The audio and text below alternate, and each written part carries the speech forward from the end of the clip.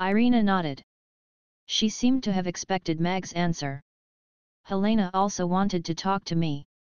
That was surprising to Mag, judging from Helena's character. She would not be one to bow down. It was unexpected that she would take the initiative to look for Irina. Are you going? Yes. Irina nodded. I will not agree to any of her conditions unless she repeals the feudal system of the elves, and lets the elves go back to their original state. That is also a condition she would never agree to. Then what's there to talk about? I just want to see her hopping mad yet unable to do anything to me. Irina smiled. Should I go with you? No need. If you went, she would not dare to come. Irina shook her head. If they set up a trap, and were luring you in, I don't think anyone would dare to do anything to me within such a short period of time after you attracted the lightning to strike the octopus monster that day. Otherwise, Andrei would not have lowered himself to meet you personally. Helena knows better than anyone else what situation the elves are in right now, Irina said with a smile. Mag nodded. He knew that Irina was very intelligent, and would not put herself in danger so easily. I only knew today that there are quite a lot of young ladies who liked you. Irina looked at Mag with a smile. That's not something that I can control. It's just like how some men just can't take their eyes off you. Mag shrugged.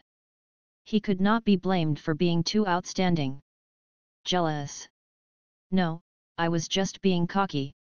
Irina left after finishing the cup of water. There had been a sharp increase in the number of elves sent to Chaos City by the other races over the past 2 days, and there were certain things she had to handle personally. Mag followed closely behind Irina as she left. He first went to the blacksmith store next door to check on Hannah and Mabai's progress. Hannah, whose face was covered in ash like a dirty little cat's, saw Mag walk in, and her eyes lit up immediately. She went up, and quickly pulled him to the forging table. Boss, come and take a look. Is there any problem with these parts? After failing once, she had already lost all confidence in her design. Now, she just wanted to wait for instructions. Mabai also stopped working with his hammer, and looked at Mag expectantly. Mag picked up a few parts on the forging table, and looked at them seriously. He measured them with a ruler and nodded. Well done. The measurements and materials are right. These parts passed. That's great. Our late night work paid off. Hannah jumped up elatedly. Mabai chuckled, and said, hee hee, Boss Mag, your design was really well done. I could understand it with one look. I just sketched it casually. You praise me too highly, Mag thanked humbly.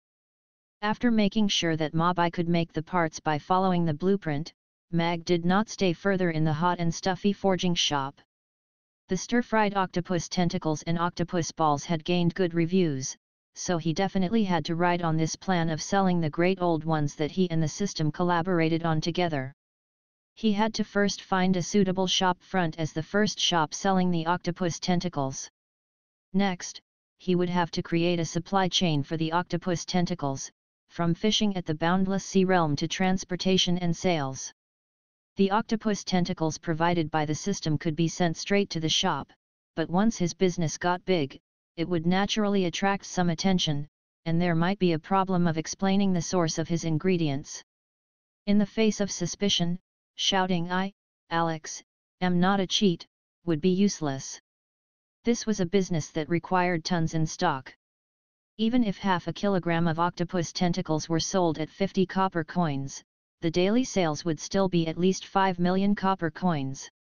A vegetable seller earns more than a cook indeed. Mag pressed his lips together after doing some mental calculations. The Moraton Manor, in the meeting room. Geoffrey took a sip of tea, and listened expressionlessly to Madame Denise, who poured out her discontent as she wept. Cyril and his family of 4 stood at the side, looking equally bitter, as though they had suffered a grave injustice. Master, you have no idea. The moment we stepped out of Chaos City, Gloria acted as though she was the head of the house. Throughout the entire journey, she kept ordering us around. She did not even take me, her grandmother, seriously. Tell me, how can I put up with this injustice? If it was like that even for me, our pitiful son, Cyril, and his family had been treated even worse. Although they had been very compliant towards Gloria throughout the entire journey, she had never been nice to them, and they were eating food worse than animal feed. She almost chased them out of the manor. Tell me, you said that she was merely an inheritor at the moment, and she was already so callous. If she really became the head of the family, would we still have a place in this family? Master, you have to be our judge, Denise said as she wiped her tears. Grandfather, you have to be our judge, Herty and Herney added as they cried. Their eyes, which were stung red by chili, did look the part. Aviva also wiped her tears at the side, sobbing occasionally to make her presence felt. Cyril looked down silently, and peeked at Geoffrey to watch changes in his expression while he gasped in awe at his mother's acting skills. She was probably the only one in the family who could make up a story, and even recount it as though it actually happened while crying. Are you done? Geoffrey, who had been silent, asked coldly as he watched Denise wipe her tears away. Denise was stunned. She felt as though Geoffrey had seen through her, and could not help but feel a little guilty. She lowered her voice a little as she said, Master, I think you have to give it a good thought before making the decision. Cyril was wrong in the past, but he has already learned from his mistakes, and will change for the better. He is after all your son. Only a man can carry the responsibility of this family. Is Gloria back? Geoffrey asked the people outside. Master, Miss Gloria has just returned to the manor, and should be resting in her courtyard, Maynard said courteously. Get her to come over here for a while. Geoffrey nodded. Yes. Maynard turned and left. All of you have said so much. It's time to let Gloria tell her side of the story to see if it was really as what you've said. Geoffrey watched the slight change in everyone's expression and scoffed. Mr. Mag is so outstanding, a fantastic cook, mature, gentle, meticulous, and even good-looking. Even if she is in love with him, that doesn't seem like anything strange. She's so pretty, has such a good figure, and is very bold. Mr. Mag would probably fall in love with her as well, right? Gloria sat on the swing in her little yard, and frowned as she thought. Ever since she returned from Mamie restaurant, she felt as though she had gained a new friend and a rival. Puh, how can you think of it like this? You're just Mr. Mag's business partner. Gloria blushed. She suddenly realized she was just like a discontented wife thinking about all these things, as though Mr. Mag was already hers. Mr. Mag was so outstanding, and was always surrounded by a group of beautiful young ladies. The service staff at the restaurant alone were already beautiful. What is our Gloria thinking of that made her face so red? Are you thinking of a young master from a certain household? Deborah appeared in the courtyard suddenly, and looked at Gloria with a smile. Mother! Gloria looked up and saw Deborah. She shyly and guiltily said, I'm not. Deborah looked at Gloria's expression, and already knew. She smilingly said, Tell mother, which family's young master could make my darling daughter long for him. If he's a suitable match, I'll get your father to talk to his parents. You're also about the age to get married. There really isn't any. Gloria quickly waved her hands. She looked at Deborah, and then suddenly thought of what Miss Audrey told her. A marriage without your family's blessing would never be a happy one. She hesitated for a while before telling Deborah, Mother, I have a question for you. I have a friend who fell in love with a single man with a daughter. Do you think they could be together? Which friend? Deborah looked questioningly into Gloria's eyes. It's just a friend I got to know recently. A very beautiful orc lady, Gloria replied guiltily. Deborah was not overly suspicious. After all, Gloria never lied. She thought for a while, and said, although the man is raising a child alone, he might not be a bad person. However, if your friend is really in love with this man, she would still have to give it a good thought. Is she really able to accept the child?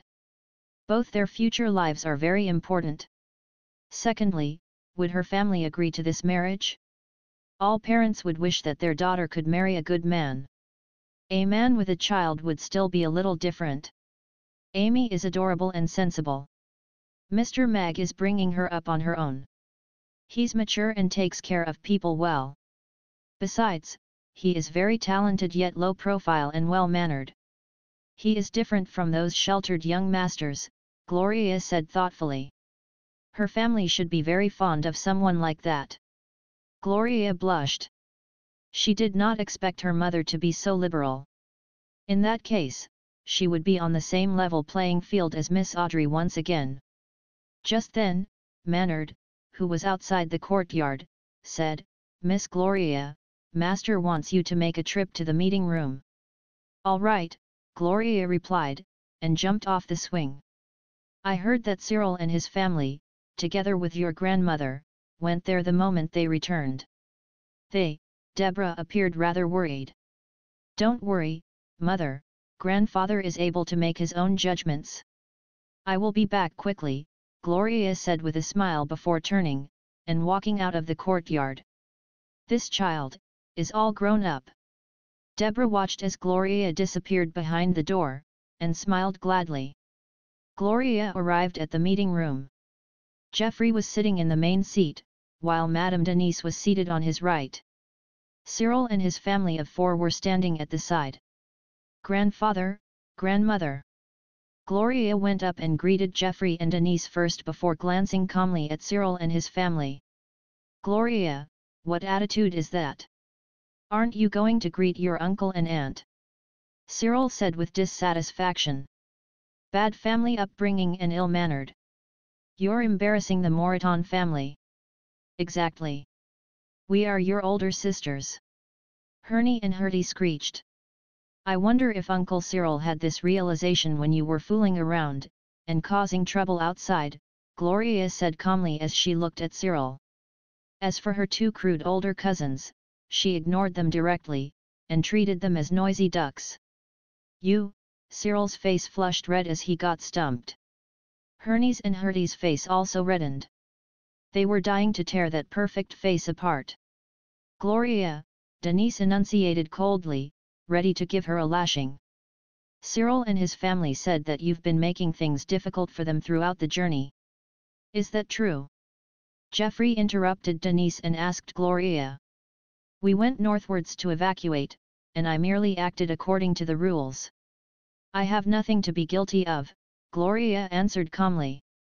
Geoffrey looked at Gloria, and suddenly smiled gladly. He nodded, and said, "You've done very well leading our clansmen northwards to evacuate. Go back and rest." Gloria was a little stunned. However, she still bowed slightly to Geoffrey and Denise before turning to leave. "Father, this matter," Cyril was suddenly anxious seeing that Gloria was about to leave. "Shut up. If you still want to stay in this family, you'd better think about how you should behave." Geoffrey glared at Denise coldly, and said, "Spare the rod, spoil the child." Geoffrey left, and Denise, Cyril, and the rest were left behind awkwardly. Mag found a good shop at the entrance of the market. The original dried seafood shop was no longer in operation, so the shop owner was renting the shop front out. Mag added an extra 20 copper coins to it to buy both floors of the shop. Mag was not a fool with too much money. The shop front was located at a very good spot, right at the entrance of the market. People would always walk past this place, and displaying the various octopus tentacles here would definitely attract many people. As long as this octopus tentacle sale succeeded, Mag would shortly be able to get back the capital for the shop. After signing the agreement and completing the handover, Mag kept the deed carefully, and rode back to the restaurant. On his way back, Mag called Gina, who happened to return from the ice cream shop, over. Mag wanted Gina to help him write a letter to Dexter so that the latter could help him find a group of fishermen at the Boundless Sea Realm port who would be in charge of fishing octopuses and building a blast freezer to preserve the octopus tentacles. Perfect. The supply chain has been set up. Now, what's left is to get the sails ready. Mag whistled on his way back to the restaurant as he thought about the next step of the plan. President Robert. Long time no see. Mag shook Robert's hand. This president of the Food Association was his old friend and also a regular at the restaurant. However, he had not been coming to the restaurant for quite some time lately. I heard that your restaurant had 2 new products that had very good reviews, Robert said with a smile. Although we're old friends, if you want to order food, now's not the time, Mag replied with a smile. I'm not here to eat. I'm here as a representative of the Food Association to pass you an invitation. Robert took out a gold-plated invitation from his bag, and passed it to Mag. The annual Chaos City Delicacy Extravaganza will be held officially 3 days later, and as the host of this event, the Food Association would like to formally invite Mamie Restaurant, the kindest star in the world of delicacies, to join. Delicacy Extravaganza. Mag received the invitation in shock. What do I need to do if I attend? The Delicacy Extravaganza is an annual delicacy event of Chaos City, and we will set up a booth for each participating business. Restaurant owners can cook on site to display their culinary skills to boost their fame, and also sell food to earn extra income. Of course, you could also take part as our special judge to give your opinion on the best delicacies in the Delicacy Extravaganza, Robert explained. Mag's eyes lit up upon hearing that. This was quite a good way to advertise. He asked, are there many people attending this Delicacy Extravaganza? We already have 14 years of experience organizing the Delicacy Extravaganza, and in the recent 3 years, there would be around 200,000 people attending the event. This year, the number might be even higher. Robert smiled proudly. All right. I will take part in the Delicacy Extravaganza. However, not as a judge, but as a participating restaurant. Mag kept the invitation and smiled. Increasing our profits is the way to go. Robert laughed heartily, nodded, and said, all right. I will get someone to send you the detailed information tomorrow. After watching Robert's horse-drawn carriage disappear into the distance, Mag entered the restaurant.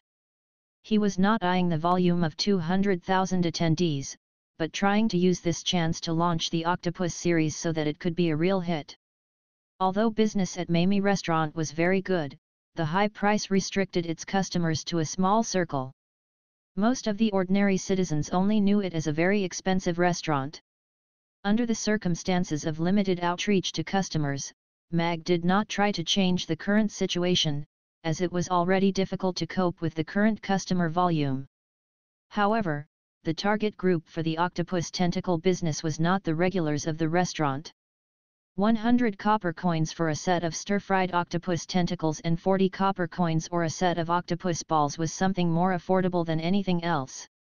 They could enjoy the food from Mamie Restaurant with a few hundred copper coins rather than come up with something inedible at home. Mag's target audience was the public.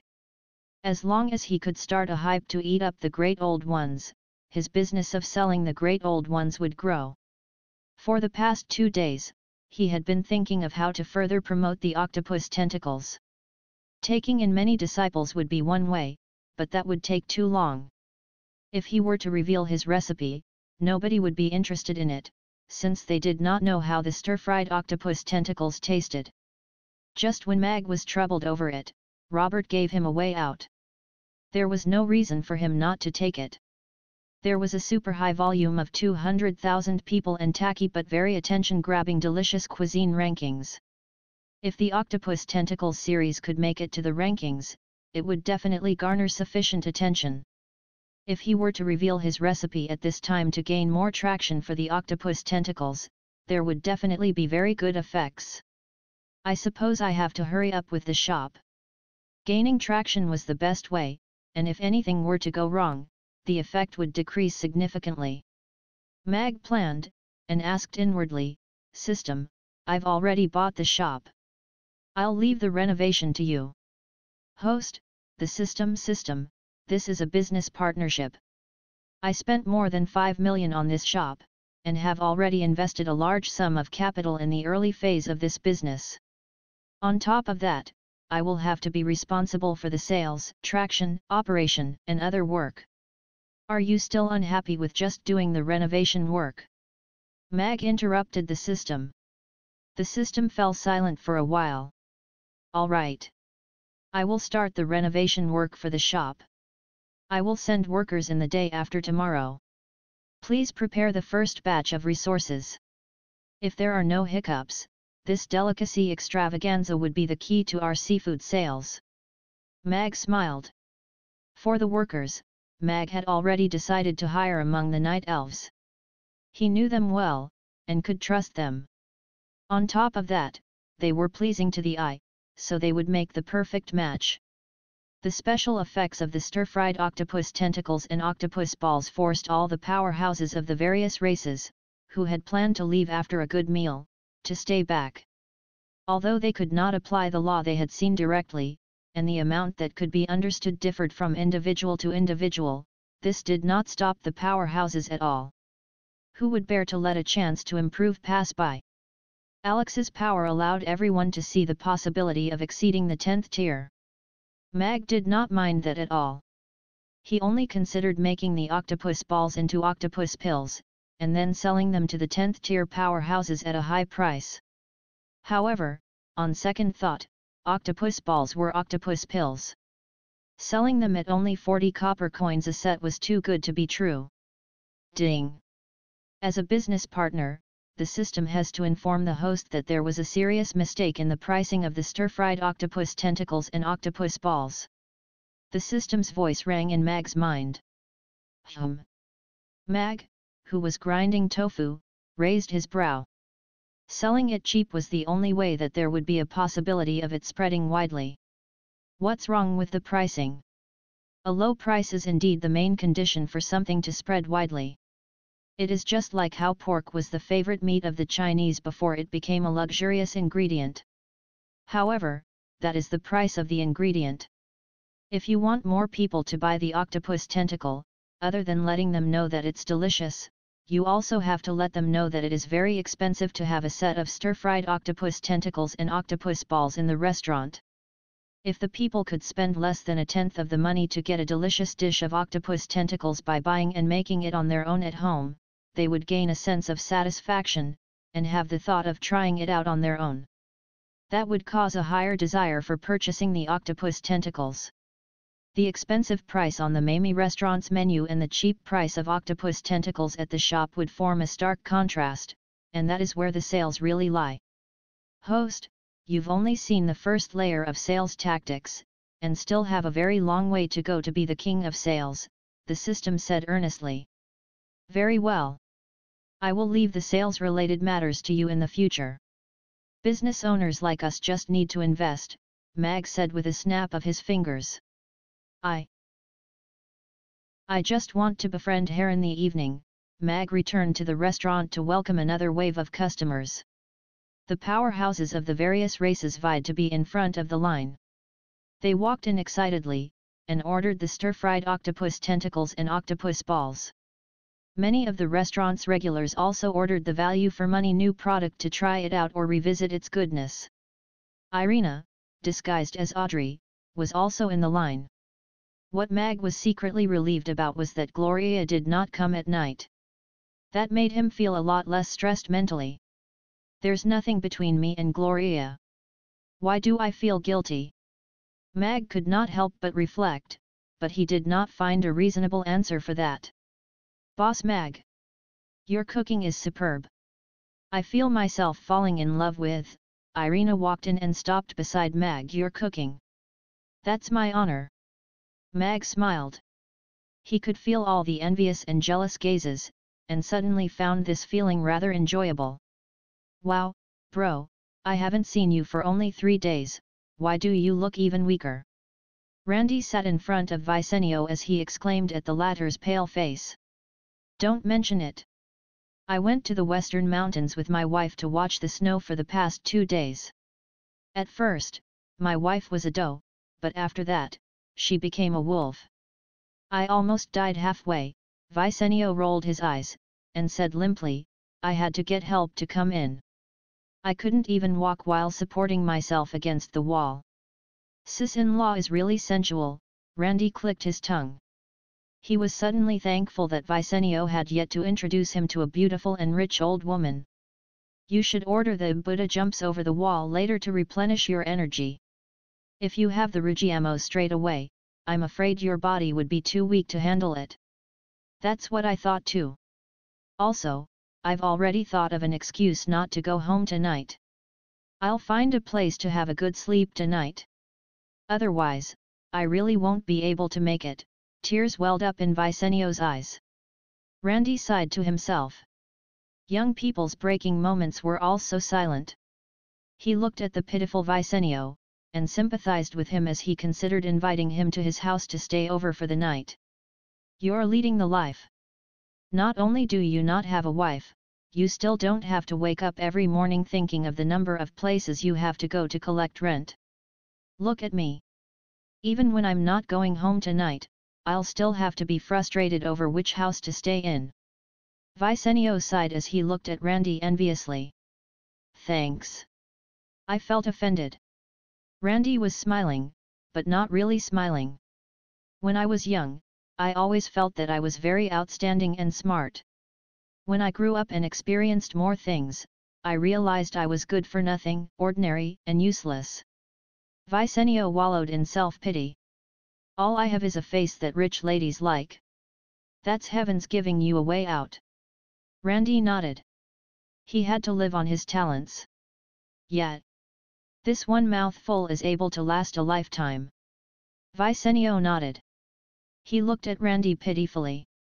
Look at you. You only have your talent to depend on. How tiring your life must be. Randy suddenly felt attacked. He looked at Vicenio's pale face, and suddenly did not pity him anymore. Smiling, he said, Bro, why don't you go back home to sleep tonight?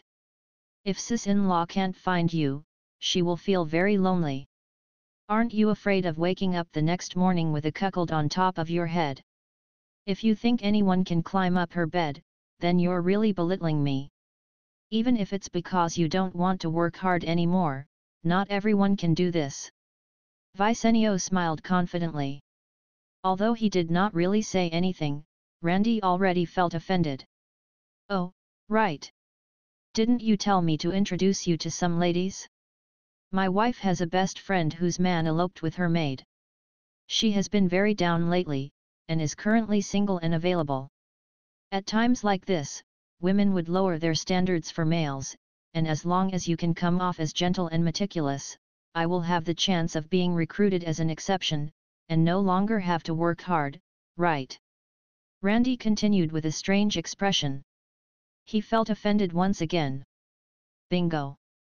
Vicenio snapped. I've seen this best friend before. She's around 30, and lost her husband when she was young. She maintained herself rather well, and has inherited her husband's properties. She has 30 shops in Aden Square, 2 taverns, a metal factory, and assets of more than 100,000,000. Randy, who was rather disinterested, started to pay attention. Especially after he heard that she had lost her husband. He could not help but recall that rainy night, that insane lady boss. Randy grabbed Vicenio's hand with a grin. Bro, you have to get sis-in-law to introduce me to that lady. Money is not important. I just want to befriend her, and while I'm at it, I'll comfort her sad and empty heart. Bro, you've got to think it through. There's no turning back once you go on this road, Vicenio said with heartfelt words. Don't worry. My nickname is a friend of widows. My mission is to care for those ladies who are lacking love and concern. You have to let me meet her soon. I will definitely bring her out of her sadness as soon as possible to start a new, positive life, Randy said seriously. Vicenio nodded. In that case, I'll go back tomorrow and tell my wife, then we can set a time for the two of you to meet up. Alright, bro, let's enjoy ourselves tonight. We're not leaving until we're drunk, Randy said excitedly. No, no. Vicenio quickly waved his hands. Hey! Bro, you might not know this, but our body is our capital that the ladies are attracted to. Drinking will suck you dry gradually. When there's nothing for you to give, the game's over. Therefore, let me teach you your first lesson today, and that is, how to maintain your healthy body for a long time. Quitting drinking is the first step. We also have to sleep early and wake up early to maintain a healthy rest schedule. We have to work out every day so that we are at our maximum physically and mentally, and find a few masters to learn some skills so that we can stay mysterious and attractive to the ladies. At the same time, you have to learn the techniques of sweet nothings, techniques on beds, techniques in carts. Hold on, why don't we talk about all this again privately? I'm afraid, Randy whispered softly. He felt increasingly jittery as he listened. Upon hearing that, Vicenio took in a breath of cold air in fear. His face grew a little paler, and he turned his head to look around. We have to be more mindful. I heard that a demon called 404 is everywhere. Alright. Randy was already numb to it all. This bro here was fine, just that he loved to add salt to his wounds, and had difficulties with making choices. Right, I will bring you to meet a few friends tomorrow. Getting to know them would do you good. After getting on the horse-drawn carriage, Vicenio said, we have the same livelihood. You can learn from the experiences of these seniors so that you can last longer in your career. You need to know that among them was a 400-year-old dwarf. He had outlived 8 rich ladies, and had gained infinite riches. He's the evergreen tree of the world of gigolos. Could this be the legendary Gigolo Alliance? Randy was stunned. Vicenio thought for a while, and smilingly said, that's not a bad name. In that case, I'll have to go see it for myself. Randy nodded. He suddenly felt that this could be an important turning point in his life, and could possibly change his writing life. Perhaps many years later, he would write a book, The Years I Was a Gigolo, to remember his youth. Perhaps he would write a tutorial, and the book would be titled either How Can the Ordinary You Become a Gigolo? Auntie, I don't want to work hard anymore, or Auntie, what a *s you eating? Oh, right. Let's continue our conversation from the restaurant. How can a man protect himself when facing a wolf-like woman, bro? Are you the classic example of not protecting yourself well? You look as though you're about to be sucked dry, Randy interrupted. He had watched Vicenio finish a huge pot of Buddha jumps over the wall before the other regained some color to his face. It was as though he was almost sucked dry. You're talking about me? This is talent. Vicenio smiled. I was weak ever since young, and when I just met my wife, my physical condition was way worse than now. However, I am very resilient. Just when you think I can't do it anymore, I can actually still go another 7 times. To a woman, this would ignite a strong sense of dominance. It was as though she could suck you dry soon, but she couldn't. It's like tasting something delicious, and you're not able to hold yourself back. Of course, not everyone can master such skills. Bro, wicked. Hands down to you. Randy stared wide-eyed, and stuck out his thumb. He suddenly felt as though he still had a long way to go. King of Gigolos. Here I come. After dinner operation, Mag closed the door, and Irina walked down the stairs with 2 crystal glasses and a decanter filled with red wine. She swirled the wine in her hand with a smile, and asked Mag, a little drink? Of course. What do you want to eat? Mag looked at her with a smile. Irina thought for a while before saying, how about the grilled shell from before? And also grilled shrimp. I haven't had grilled shrimp in ages. All right, Mag replied. He walked into the kitchen, and bought 2 scallops from the system. After that, he fished out 2 crayfish from the tank, and placed them on the grill after cleaning them. I heard that Hannah's brewery exploded. Irina asked with a smile while leaning against the doorframe as she watched Mag chop up some garlic. Something went wrong with the machine, so it exploded the moment it was ignited. However, she's going to remake it again within the next couple of days. Mag nodded with a smile, and said, "You didn't see how she looked then. Her face was all grey from the ashes, and her hair also fizzed up. I heard them talk about it." Irina nodded with a smile. Ashley told her about Mag bringing Hannah over for treatment. "Oh, right. I intend to open a seafood shop. Can I hire the night elves?" Mag asked. "Seafood shop? Yes. I intend to work with Lantist. They will be in charge of fishing and transportation. I will be in charge of sales. This will bring fresh and delicious seafood to the people of Chaos City." Mag nodded with a smile. "They were the ones who provided your octopus tentacles." Irina suddenly seemed to have understood. "Yes. After all, they live in the ocean. They will be better at catching these things compared to the fishermen at the boundless sea realm. On top of that, selling seafood can bring them income. With money, they can buy necessities." Mag nodded. Irina nodded. "I'll get Ashley to arrange it for you tomorrow. How many people do you need?" Mag thought for a while, and said, "For the first batch, I will need 10. They have to be quick and able to adapt to a large sales volume. I intend to use the octopus to open up the market before including other seafood slowly." Irina replied. She knew that Mag would most probably want to use Mamie restaurant to push the sales. She was not very knowledgeable about such things, so she could not be bothered to join in. With some soaked vermicelli added to the scallops, then topping it up with a scoop of chili and stir-fried garlic, the scallop was completed in no time at all. The scallops glistened, and the smell of the garlic brought out their fragrance. Before the scallops were plated, a dash of chopped green onions was scattered on top, and 24 grilled scallops were done. The crayfish, which was the size of an arm, was slit open on its back and pincers. As it grilled over the fire, the slits opened up. Garlic was stuffed into the slits, and the flavor infused into the crayfish slowly. When the crayfish turned from greenish-black to bright red, its fragrance was already wafting throughout the room. It was ready to be plated. While waiting for the grilled crayfish to be ready, Mag also made 30 mutton kebabs. It was a pity that he had yet to gain experience from the grilled pork belly and enoki mushrooms.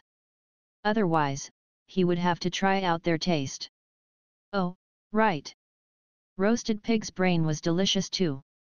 Mag brought 2 large metal plates out of the kitchen, and placed them on the table. Irina licked her lips. She glanced at the red wine in her hand, and said, "I feel that red wine isn't a good choice. Grilled food and beer go better together. Let's have some red wine to start the appetite going before we have some beer. It's equally good." Mag raised his glass with a smile, and said, "Cheers." "Cheers."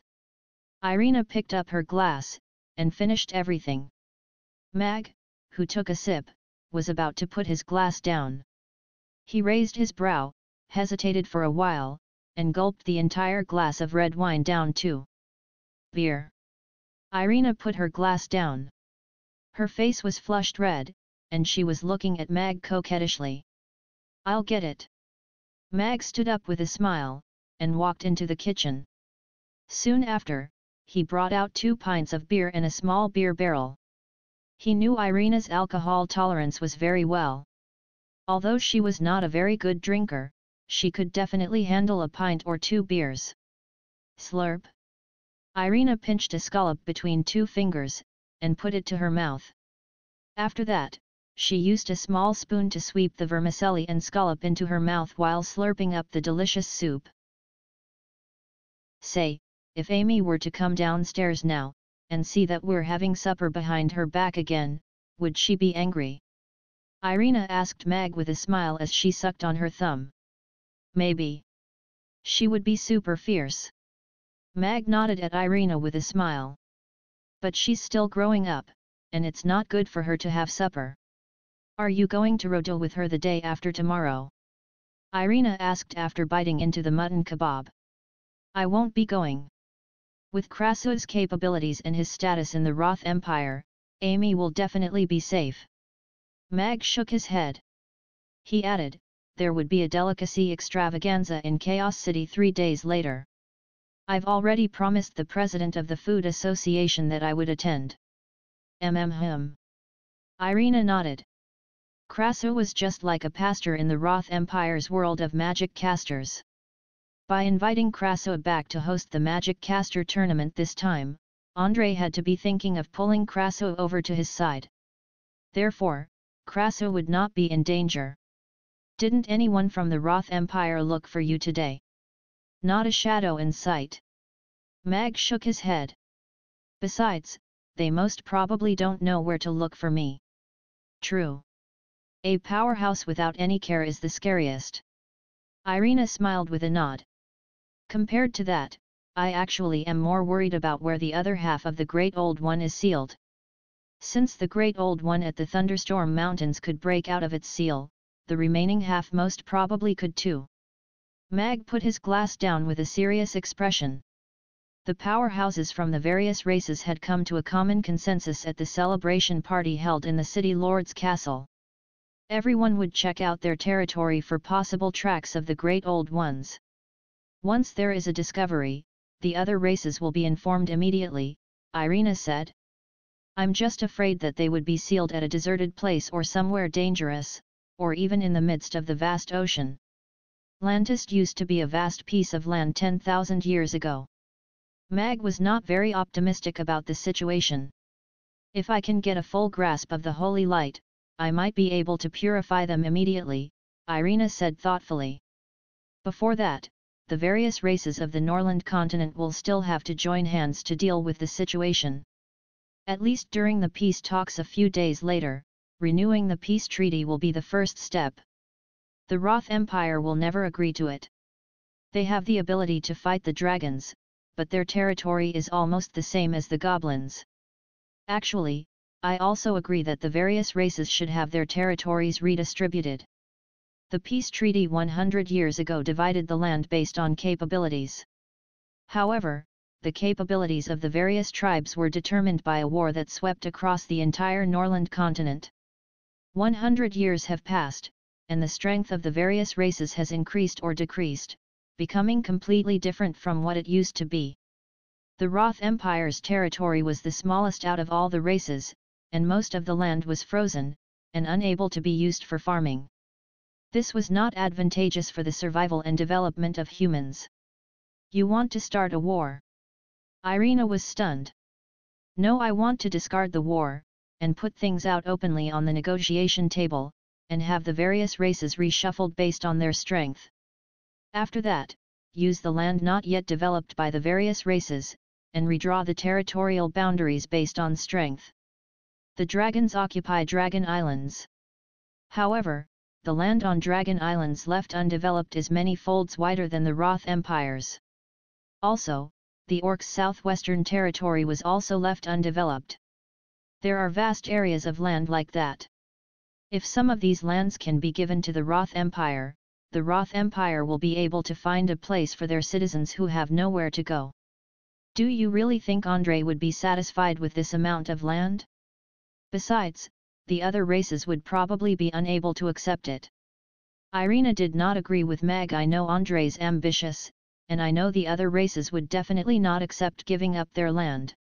However, if Andrei wanted to go to war without justification, he would not be able to cause the entire Norland continent to be embroiled in a racial war. This would be a lethal blow to his plans. Mag smiled. Although I am no longer a general at the Roth Empire, I still have some influence. Irina's eyes lit up as she sunk deep in thought. If we can continue with another 100 years of peace, we just need to work hard to dispel all bad feelings between the races, and make the entire Norland continent just like Chaos City, with the various races living in harmony and equality. That would be able to solve any possibility of a racial war happening, Mag said. Although that does not sound like an easy task, at least Chaos City proved this to be possible. Irina nodded and looked at Mag with admiration.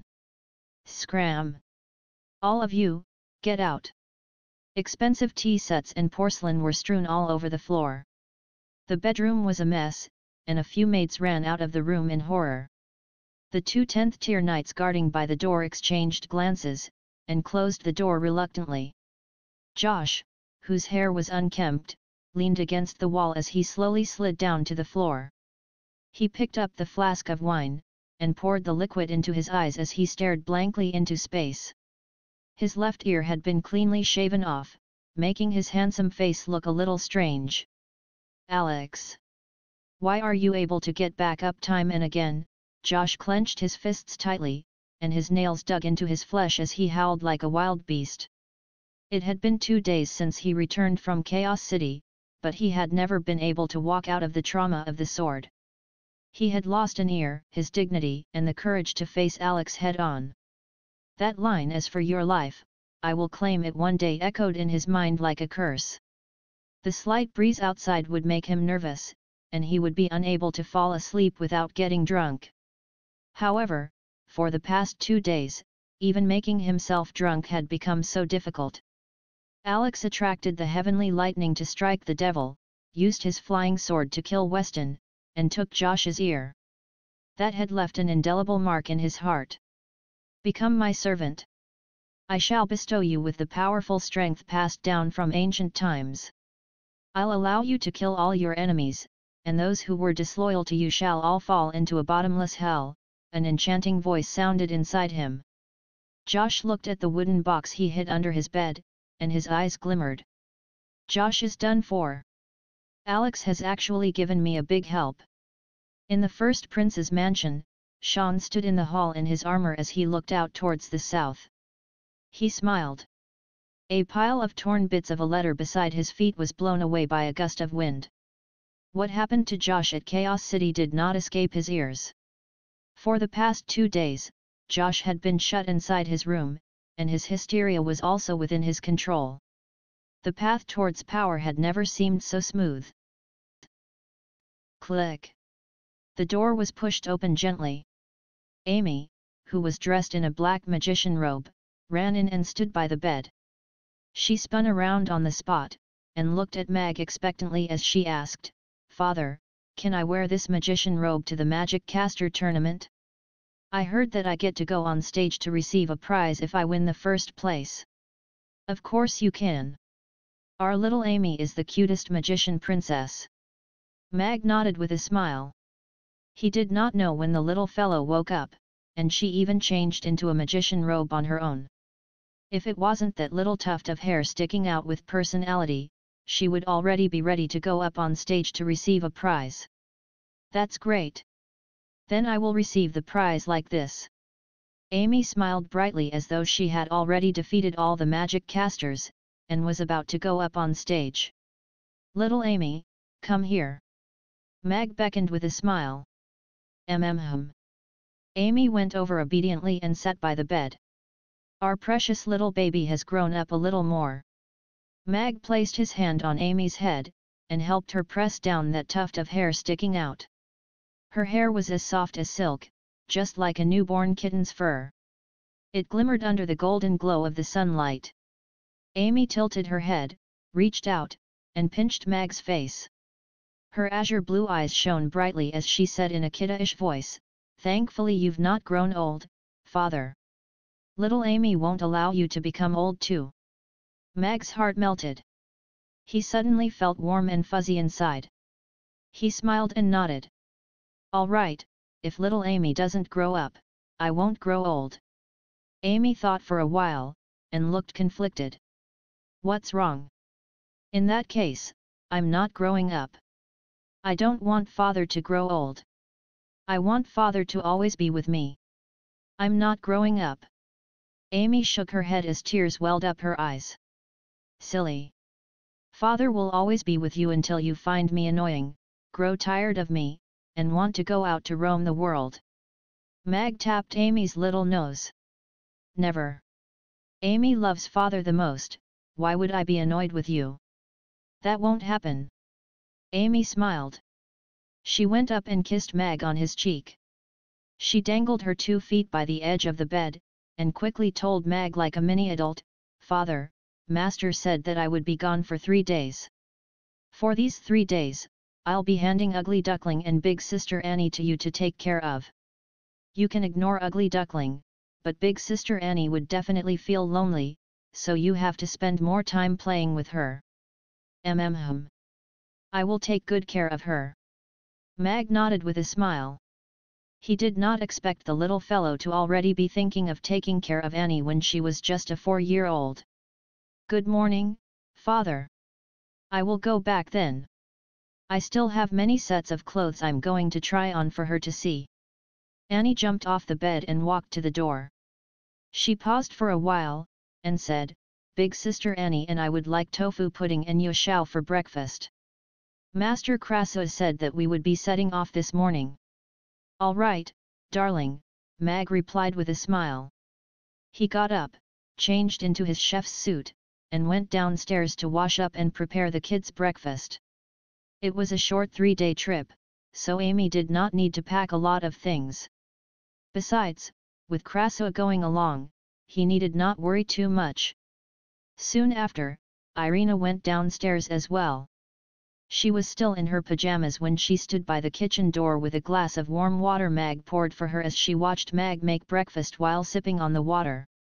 "Good morning. Did you sleep well last night?" Mag asked with a smile as he turned back to glance at her. Pretty good." Irina nodded lazily. "Amy and Annie are having yueshao with tofu pudding for breakfast. What about you?" Irina thought for a while before saying, "I want rainbow fried rice and a glass of soybean milk." "All right." Mag nodded. He switched on the soybean milk machine at the side. Little Amy changed into her magician robe early in the morning, and ran to my room to show me. Looks like the little fellow was still thinking of going out to play. She just wants to fight. Irina smiled too. That's rather similar to me. When I was young, I liked to pick up fights. I liked to see their angry faces, with them being annoyed with me while being unable to do anything to me. Mag smiled. It seemed like this had not changed at all. When I came down just now, I saw that Annie was rather interested in Amy's magic wand. Do you think we should let her try learning magic? Irina put down her glass. If she's interested. Mag paused for a while, nodded, and said, I think that works too. In that case, I'll take a look to see what magic is suitable for her to learn, Irina said with a smile. Mag had finished making breakfast when Amy and Annie came downstairs. Mag added a sunny side up each for the two little fellows. Growing kids needed to replenish their proteins. Annie, would you like to learn magic? Irina asked Annie, who was eating quietly, during breakfast. Annie was stunned. Amy pointed at the magic wand beside her. Annie's eyes lit up, and she nodded. Her bright eyes were shining with anticipation. Annie had been watching sign language videos, and training her listening comprehension for the past few days. Therefore, she could already roughly understand what they were talking about, and could also communicate with them through basic sign language. Give me your hand. Irina held Annie's hand gently, and multiple golden rays appeared around their hands. Irina looked at the layers of golden glow. She frowned and released her grip after a very long while. How did it go? Mag asked. Amy and Annie were also looking at Irina with anticipation. This is the first time I run into this situation. Irina shook her head. Her knowledge storage is empty. I can't see any attributes. Does that mean she can't be trained in magic? Mag frowned. Amy and Annie appeared rather disappointed. No. The vastness of her knowledge storage is something I've never seen before. I'm afraid that even a 10th tier magic caster would not have such vast knowledge storage. Irina shook her head. She looked at Annie as though she was looking at a precious treasure. I am just unable to tell what kind of magic is suitable for her. The upper limit of this child would not just stop at the 10th tier. Mag was stunned upon hearing that, but quickly understood why. After all, Annie was once part of a great old one. Although her mental age was that of a mere child, her talent was not like an ordinary person's. She might really break through the restraints of the 10th tier in the future. Chapter 1833 An Old Father's Glad Smile. Irina nodded with a smile. Yes. As long as we find her suitable magic to train, she should be able to improve very quickly. Her vast knowledge storage is enough to neglect all bottlenecks and restraints. Then how should we find the suitable magic for Annie to train? Mag looked at Irina. This is the first time I've met with such a situation too, but I did test it out a little just now. She should be unsuitable for light-type magic and life magic. Irina shook her head. She looked at Annie with a smile, and said, "There's no hurry for this. You just need to find different types of magic casters, and try it out on her. Although it's a little more troublesome, it's not difficult. There are already different types of magic casters among the night elves." Mag nodded. In terms of training, Irina was more professional than him. After breakfast, Irina went upstairs to get changed and left. Yabimiya and the rest arrived subsequently. Not much later, Krasu rang the bell, took the breakfast Mag prepared, and brought Amy along with him. Amy stroked Ugly Duckling's head as she said seriously, "Ugly Duckling, you have to be good and stay at home with big sister Annie, all right?" Meow. Ugly Duckling licked her little hand, and looked at her mournfully. "Be good. I'll be back soon. When I'm back, I'll feed you dried fish." Amy pulled out a dried fish from somewhere, and gave it to Ugly Duckling. The little fellow immediately lowered its head, and ate seriously as all of its sadness was dispelled. "Big sister Annie, bye-bye." Amy gave Annie a hug, and then went over to bid farewell to Mag and the ladies of Mamie Restaurant. After that, she held her magic caster's staff in her hand, and left with Krasu as the magic cape fluttered behind her. There was already a line outside the restaurant. The customers' eyes lit up when they saw Amy in her magician robe, purple magic cape, and magic caster's staff. "Little boss, where are you going?" Harrison asked with a smile. "I'm going to the Magus Tower, and eat all the good food," Amy said seriously. "If there's a lot of good food there, are you not coming back? Could there be a chef better than my father? Such a person doesn't exist." Amy turned, and her cape fluttered behind her as she followed Krasu. Everyone watched her leave, and found her really cool. Is the little boss going to take part in the Magic Caster tournament with Master Krasu? It seems like there is already a predetermined winner for the youth category this year. She is really the pride of Chaos City. Our little boss is definitely able to do Chaos City's magic casters proud. Rodu, your little devil is back. The customers discussed her with smiles and expectations. They actually felt as though they were sending their child out to war. Mag stood in front of the ceiling-to-floor window, and watched with a smile as Amy left on Krasu's flying steed, and disappeared on the horizon. This was the first time he let Amy leave with someone else on a long trip ever since he came to this world.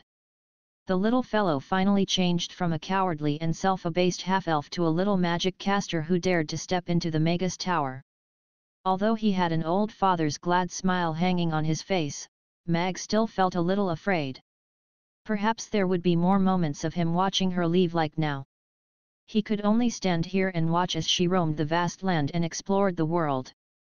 Amy is a very outstanding little magic caster. She will definitely return with victory.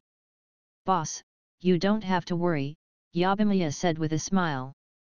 Mag looked at Mia's energetic smile, and nodded with a smile. He glanced at the clock on the wall, and walked towards the door as he said, let's get ready for business. After the morning operation time, Mag took a trip down to the shop he bought yesterday. The rather old-looking shop had transformed into a beautiful seafood shop overnight. Other than the signature goods, the U-shaped seafood display shelf also maximized these two shop fronts which were located at the entrance of the market. The customers did not have to enter the shop to purchase their goods. They could start choosing what they wanted outside the shop. The long counter was split into 10 stalls.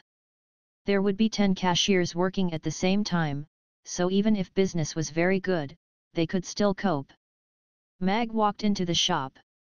There was a freight elevator by the wall that went straight up to the cold storage upstairs so that it would be convenient to retrieve stock. The whole of the second floor was a medium-sized cold storage. Mag reckoned around 300 tons of goods could fit there. "Host, isn't my design for the octopus tentacle specialty store great?" the system suddenly spoke. "It's all right. It's of a sub-PAR standard." Mag nodded. The use of space and the layout were indeed not bad. The system was still rather reliable. If he got a dwarven craftsman to do it, it probably would take at least a week. Mag toured around the shop. As the ice shelves were lined at the outer perimeter of the shop, the interior was very big. The system even prepared an employees' lounge area where they could rest on tatamis. There was even a massage chair at the corner, a drinking area, and a washroom. The entire concept of being people-oriented was fully displayed here. After making sure that everything was all right, Mag left the shop, and rode his bicycle to the textile factory in the northern part of the city to ask Ashley for manpower. "Mr. Mag, Her Highness has already told me about your request. These 20 people were picked by me as the most suitable candidates. You can choose 10 of them as your first batch of workers," Ashley said with a smile as she brought 20 elves out. Mag had helped the night elves a lot, and Ashley respected him very much. It was a tradition for the elves to repay kindness with kindness. "All right." Mag nodded, and looked at the elves. Of the 20 elves, there were males and females. They were all very good-looking elves. It was very apparent that Ashley had specially picked them out. On top of that, Mag, who probed them slightly, realized that there were 2 fifth-tier magic casters among them. The rest were all in the 3rd or 4th tier. It was naturally too much of a waste of talent for them to work in sales. However, the night elves were currently filled with talents with nowhere to go. Irina and Ashley also wanted them to gain more experience so that they could adapt to life in Chaos City. These elves were mostly mates or servants of the nobles when they were in the Wind Forest. They followed Irina to Chaos City and gained freedom. Otherwise, they would never have the dignity to earn their keep with their own ability. They were even looking forward to this. Mag could already feel this from their gazes. "Hello, everyone, I am Mag.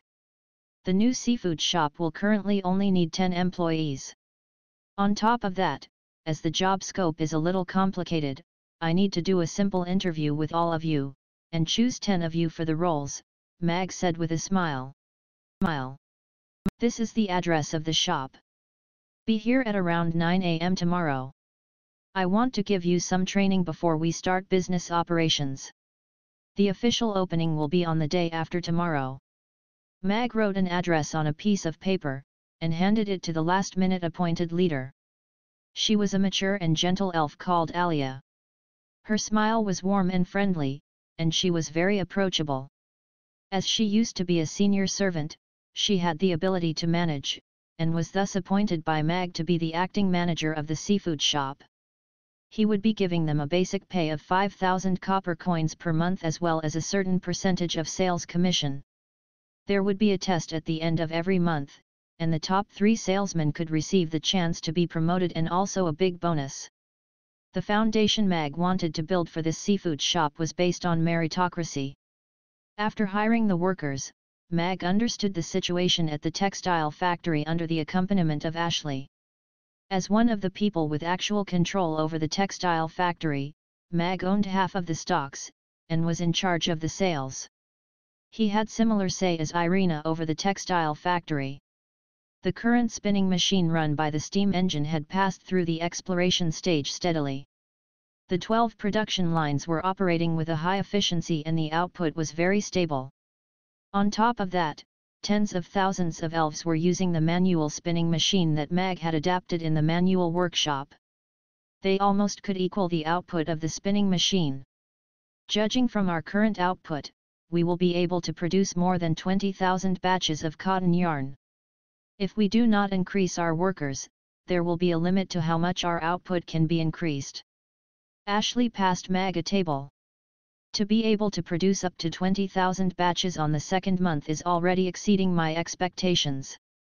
Mag received the table, but did not look at it. Instead, he was looking at the hustling elves in the workshop. There were occasional traces of magic, and although the work was tough, they were all smiling happily. At times, they would joke around, making the atmosphere very harmonious. "What's the arrangement for the workers' working hours?"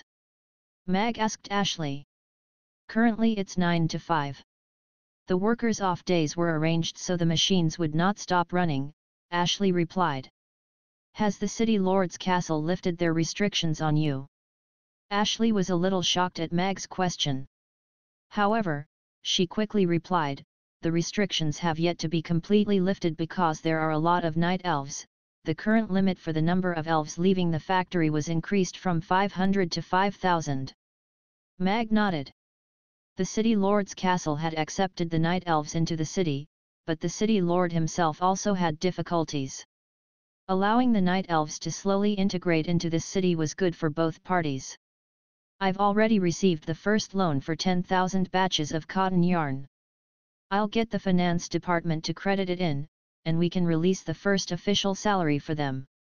"Living in Chaos City is all about money," Mag said with a smile. "All right." Ashley blinked. Mag did give every elf an advance payment of 1,000 copper coins, and the factory covered food and lodging, but if the elves wanted to buy something outside, they would still have to plan their expenses wisely. Paying the workers their salary would also allow them to have a sense of achievement for their labor. This was completely different from the limitless oppression in the Wind Forest. Other than that, I also intend to introduce 12 cotton yarn machine production lines to increase our efficiency. While not affecting the delivery of the cotton yarns, the quality could also be increased. "Do you intend to weave the yarn into cloth?" Ashley was shocked.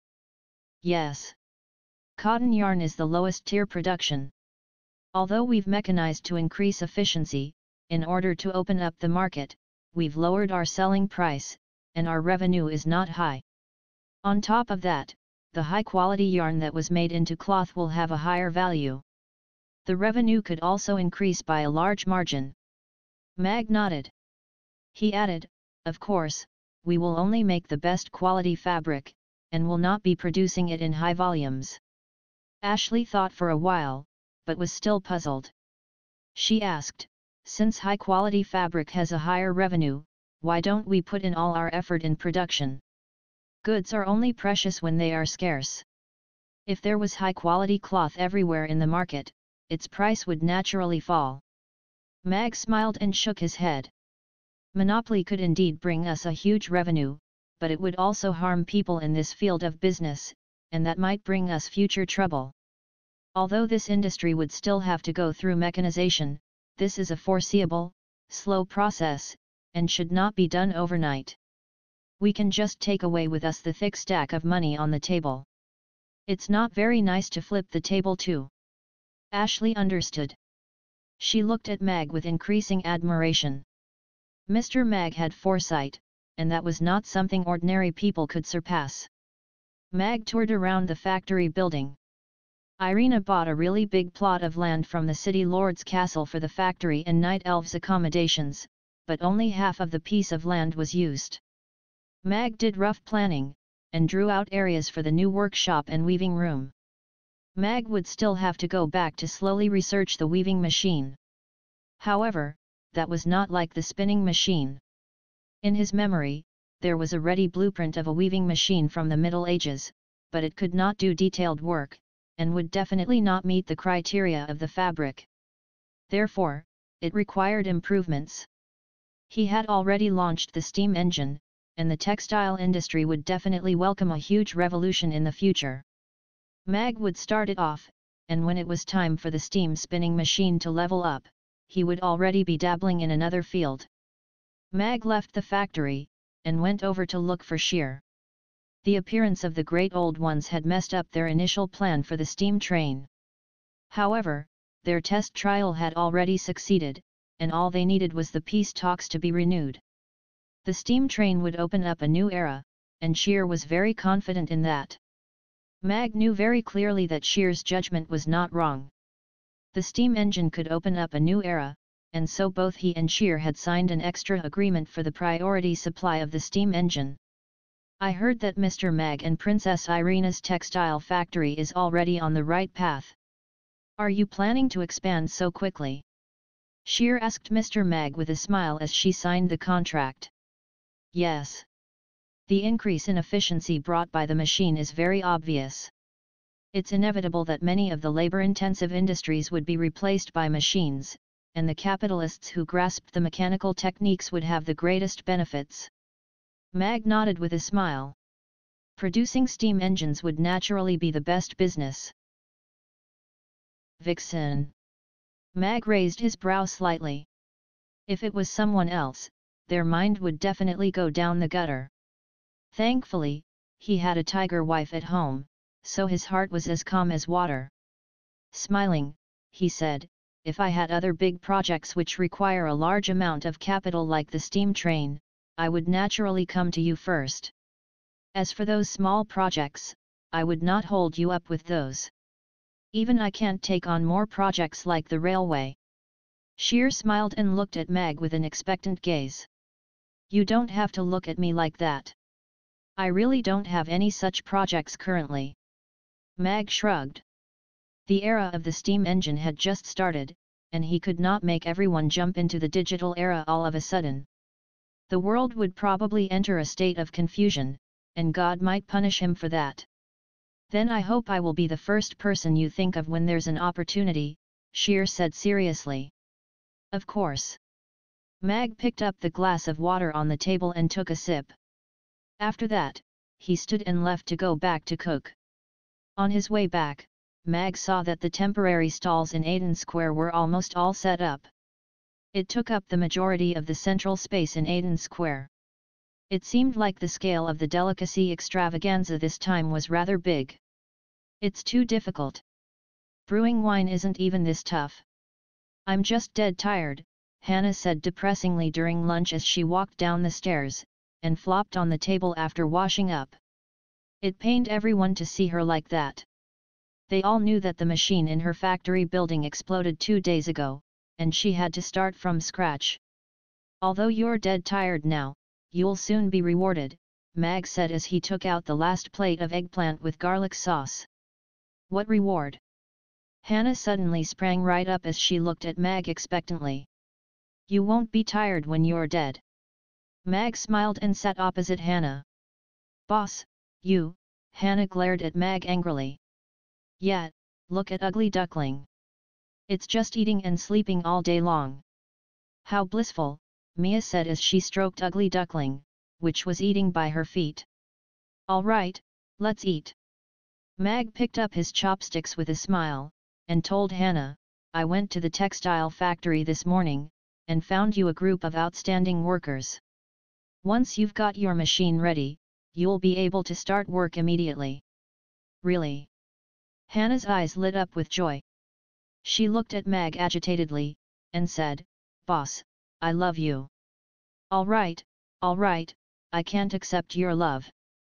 Mag quickly waved his hands. Thankfully, Irina was not around, and neither was Amy, who had a notebook. After lunch, Mag suddenly recalled something. He announced, Oh, right. There will be a delicacy extravaganza the day after tomorrow, and the Food Association has invited us to join it. I've already agreed to it, so we will not be running our business on that day. We are going to set up our stall. But we have so many dishes.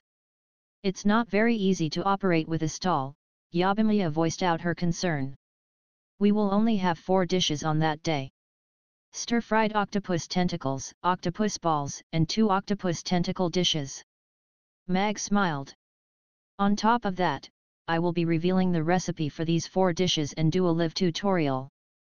The restaurant became quiet. Everyone looked at Mag in disbelief. Boss, you mean, you're going to teach everyone how to make those 4 dishes? Rena asked in shock. Those were the newly launched popular dishes. Are you going to reveal the recipe even for the new dishes that the restaurant has not launched?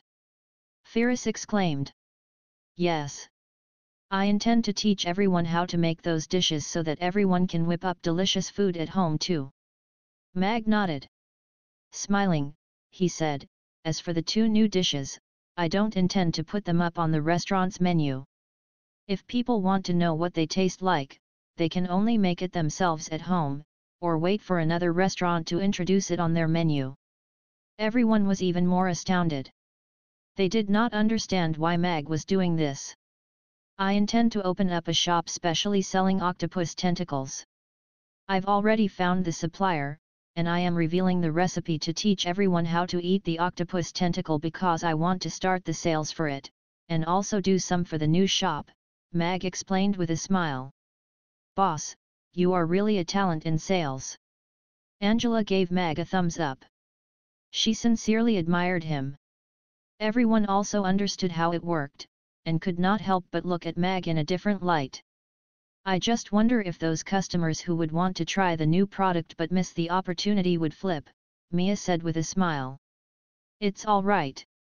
I'll write a notice up tomorrow to tell them that we will be launching the new products during the delicacy extravaganza, and it will only be launched for that day. Those who are free will naturally go over to try it out, Mag said. It would be best if they would buy some octopus tentacles to make it themselves at home. Boss, is that Miss Audrey interested in you? I saw her lining up outside just now, Yabimiya told Mag with a smile. I'm not sure about that. Mag sighed. He looked up at the ceiling with a trace of melancholy in his eyes. This darn charm. Everyone burst out laughing. All right, pack up and get ready to start work, Mag said with a smile. Hubby, why do we always have to line up for so long every time we come to this restaurant? My legs are so sore. A beautiful young lady used her fist to pound gently on Vicenio's chest as she complained softly, we should have played a little longer in the cart before coming down. In that case, I had to come down, Vicenio muttered to himself inside. However, he put his arm around the young lady's waist dotingly, and let her lean on him as he gently comforted her.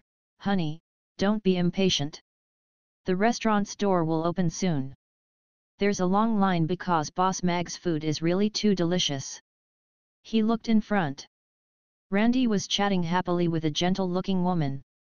That woman would occasionally cover her mouth and giggle as she looked at Randy with a gleam. Tisk. It seems like Betty is very fond of your friend. I haven't seen her so happy in such a long time. Bonnie looked at the two of them as well, and covered her mouth as she giggled. She said, indeed, the best way to forget a man is to find an even more interesting man. Chapter 1836 I am not shameless. Randy wasn't a crass person who was money-oriented. He didn't like these beautiful ladies for their money. He simply wanted to console their wounded souls, and help them regain their confidence towards life. You didn't believe it? All right, he was after her body. Such a slightly mature yet well-maintained woman knew how to pamper a person the most. This was what those young maidens couldn't compare in. Even though the young maidens were more energetic, they didn't know how to use that energy. They weren't as considerate as this gentle beauty. Seems like you have been to many places. Do you know which place has the most delicious food? Betty looked at Randy smilingly. Her sister asked her out for lunch today, saying that she wanted to introduce a man to her. She actually didn't want to come out today, as the previous man hurt her heart thoroughly. She was already utterly disappointed with men. However, she couldn't withstand Bonnie's harassment, so she came out after tidying herself up. She didn't expect this man, who wasn't very handsome, to have so much interesting knowledge. He could give you an interesting answer no matter what you asked him, and he seemed to know about all the places on the Norland continent. He seemed to be very knowledgeable. The most delicious food in the world is right in front of us. Randy smiled, and looked at Betty with a heated gaze. Smooth talker. Betty blushed, and glared at Randy bashfully, but she was feeling very sweet. Why do you say I'm a smooth talker? Randy pretended to be astonished, and then chuckled. The most delicious food in the world that I refer to is in this Mamie restaurant, made by Boss Mag. Betty was slightly taken aback, and then looked up at the signboard. So he wasn't talking about her. He was actually talking about the restaurant. She blushed instantly. She felt amused in the midst of her embarrassment. A smile that hadn't appeared for a long time was revealed on her lips.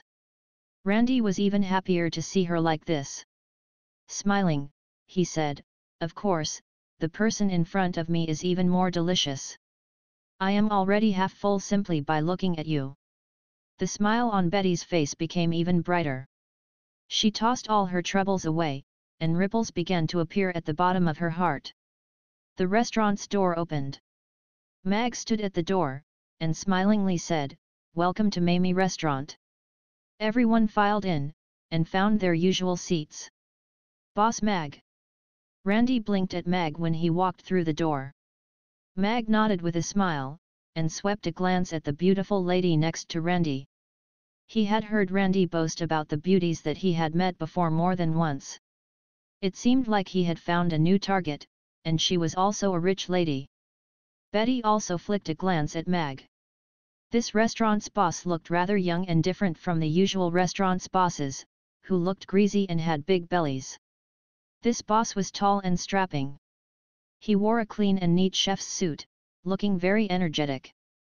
Furthermore, he looked rather handsome, and his sexy mustache gave him a more mature presence. Boss Mag is not just the boss of Mamie Restaurant. He's also the restaurant's chef. One could say that he's the best chef in this world, Randy explained with a smile when he saw Betty look at Mag. Betty retracted her gaze with a gentle laugh, and said, "I heard experience and skills are very important to a chef. One cannot be a great chef without decades of experience. I didn't expect him to be a master chef at such a young age. That is perhaps talent." Randy chuckled helplessly. "I've been to many places, tasted many scrumptious dishes by many chefs, and interacted with many people, but I've never met a chef like Boss Mag. Every one of his dishes is a signature dish, but he is still constantly innovating, and bringing surprises to his customers." Betty looked at Randy with an impressed expression. She had, in fact, passed the age in which she liked men who boasted about themselves. Instead, she was more impressed with men who knew how to appreciate others. "Let's sit here." Randy found a four-person table near a floor-to-ceiling window. He pulled the chair out for Betty first before sitting across from her. "This is a good seat." Vicenio sat down with Bonnie. Bonnie wrapped her arms around Betty's arm as soon as she sat down, and whispered next to her ear, "How is it? Do you like him?" Betty blushed slightly. She stole a glance at Randy, who was chatting with Vicenio, and nodded slightly. Bonnie said smilingly, "Tisk beggars can't be choosers indeed. Bring him away with you later. We won't hold you back. My husband and I have to go back to attend to some urgent matters."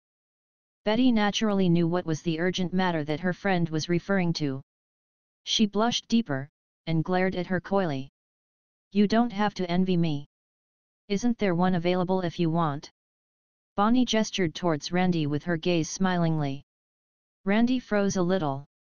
He suddenly wondered if he would be like Vicenio in the future, and would have to come to Mamie Restaurant to nourish his kidneys daily. After the lunch service was over, Mag made himself a pot of tea, and brought the lounge chair to the restaurant's entrance. He covered himself with a wool blanket, and napped comfortably under the warm winter sun. There was a slightly smaller lounge chair next to his, and Annie was lying on it. She was looking at him with her big eyes. Ugly Duckling snuggled at her feet.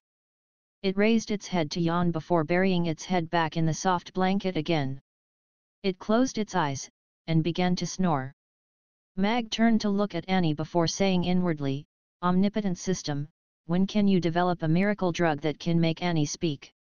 The system seemed to be rather flattered by Mag's praise, and said, "This system is indeed omnipotent. However, her problem is more complex, and cannot be resolved with 1 or 2 pills." After a series of studies, this system discovered that there is a fragrant deer that lives on the fragrant island located in the SAHDR Sea. If we use its antlers as medicine, perhaps it could have some therapeutic effect on her mutism. SAHDR Sea, fragrant island, fragrant deer. Mag remembered this information. Regardless if it was indeed useful, as long as there was a glimmer of hope, he would try it out for Annie. Communication would be quite difficult for the young lady if she couldn't speak for the rest of her life. Moreover, she might never be able to make new friends. Mag continued to ask, "Are there other studies and discoveries?" The system lectured, "This system is a cuisine system. It's already very improper for me to dabble in medical studies, so can the host please stop having all these groundless expectations? You can post and ask if you don't know. Don't you systems have a group chat? You can ask the big shots in your industry." Mag was relentless. "I was kicked out of the group chats many times because of you. I am not shameless." The system was angry. Chapter 1837. Do you want to learn magic from me? However, since the system had already told him a possibly viable solution, he would make a trip to the SAHDR Sea in the northeast of the Roth Empire with Annie after he finished his work in the next 2 days. Mag retracted his thoughts, and began to secretly use a cultivation method to circulate in his body. He accidentally made himself into a demigod that day when he used the tribulation lightning to strike the octopus. However, according to the system, he had cheated on his way to become a god. If it weren't for Bro Octopus who undertook the majority part of the tribulation lightning, Mag would have died right on the spot. Maybe it was because of that, but he didn't have rays of light when he raised his hands, and no flower petals lay on his path when he walked. Obviously, he didn't receive any special effects package from God. Besides, his power was indeed beyond the 10th tier, and had already entered another level. However, this difference wasn't that great that a 10th tier powerhouse was only like an ant to him. The difference was perhaps like he could take on 10 of them at the same time. Of course, if he chose to cheat from afar, and use a flying sword to kill his enemies, he could kill as many as he wished. After having a nap, Mag brought Annie to shop around, and they walked around the square. Mag bought candied haws for the little one, and went to the delicacy extravaganzas area that was under construction. He found the stall that Robert arranged for him. Robert gave him a lot of respect. Mamie Restaurant's stall was right in the center of the exhibition hall, and it was double the size of the stall next to it. Moreover, a signboard was custom made for it. The workers were installing it right now, and they could see it from afar. They happened to see Zixi giving the 2 birds a bath when they returned. Black Coal's burnt feathers had already grown back a little, but it still looked rather ugly. Green Pea was still as smug as ever, and it was combing through its feathers with its beak after its bath. The bright green feathers glowed under the sunlight. "Hi, little girl, I am the Honorable Fama Odin Ben. I see that you have special bone structure, and you should excel at martial arts. I have a book Black Coal was interrupted by a handkerchief that covered its head. "Boss Mag, Annie.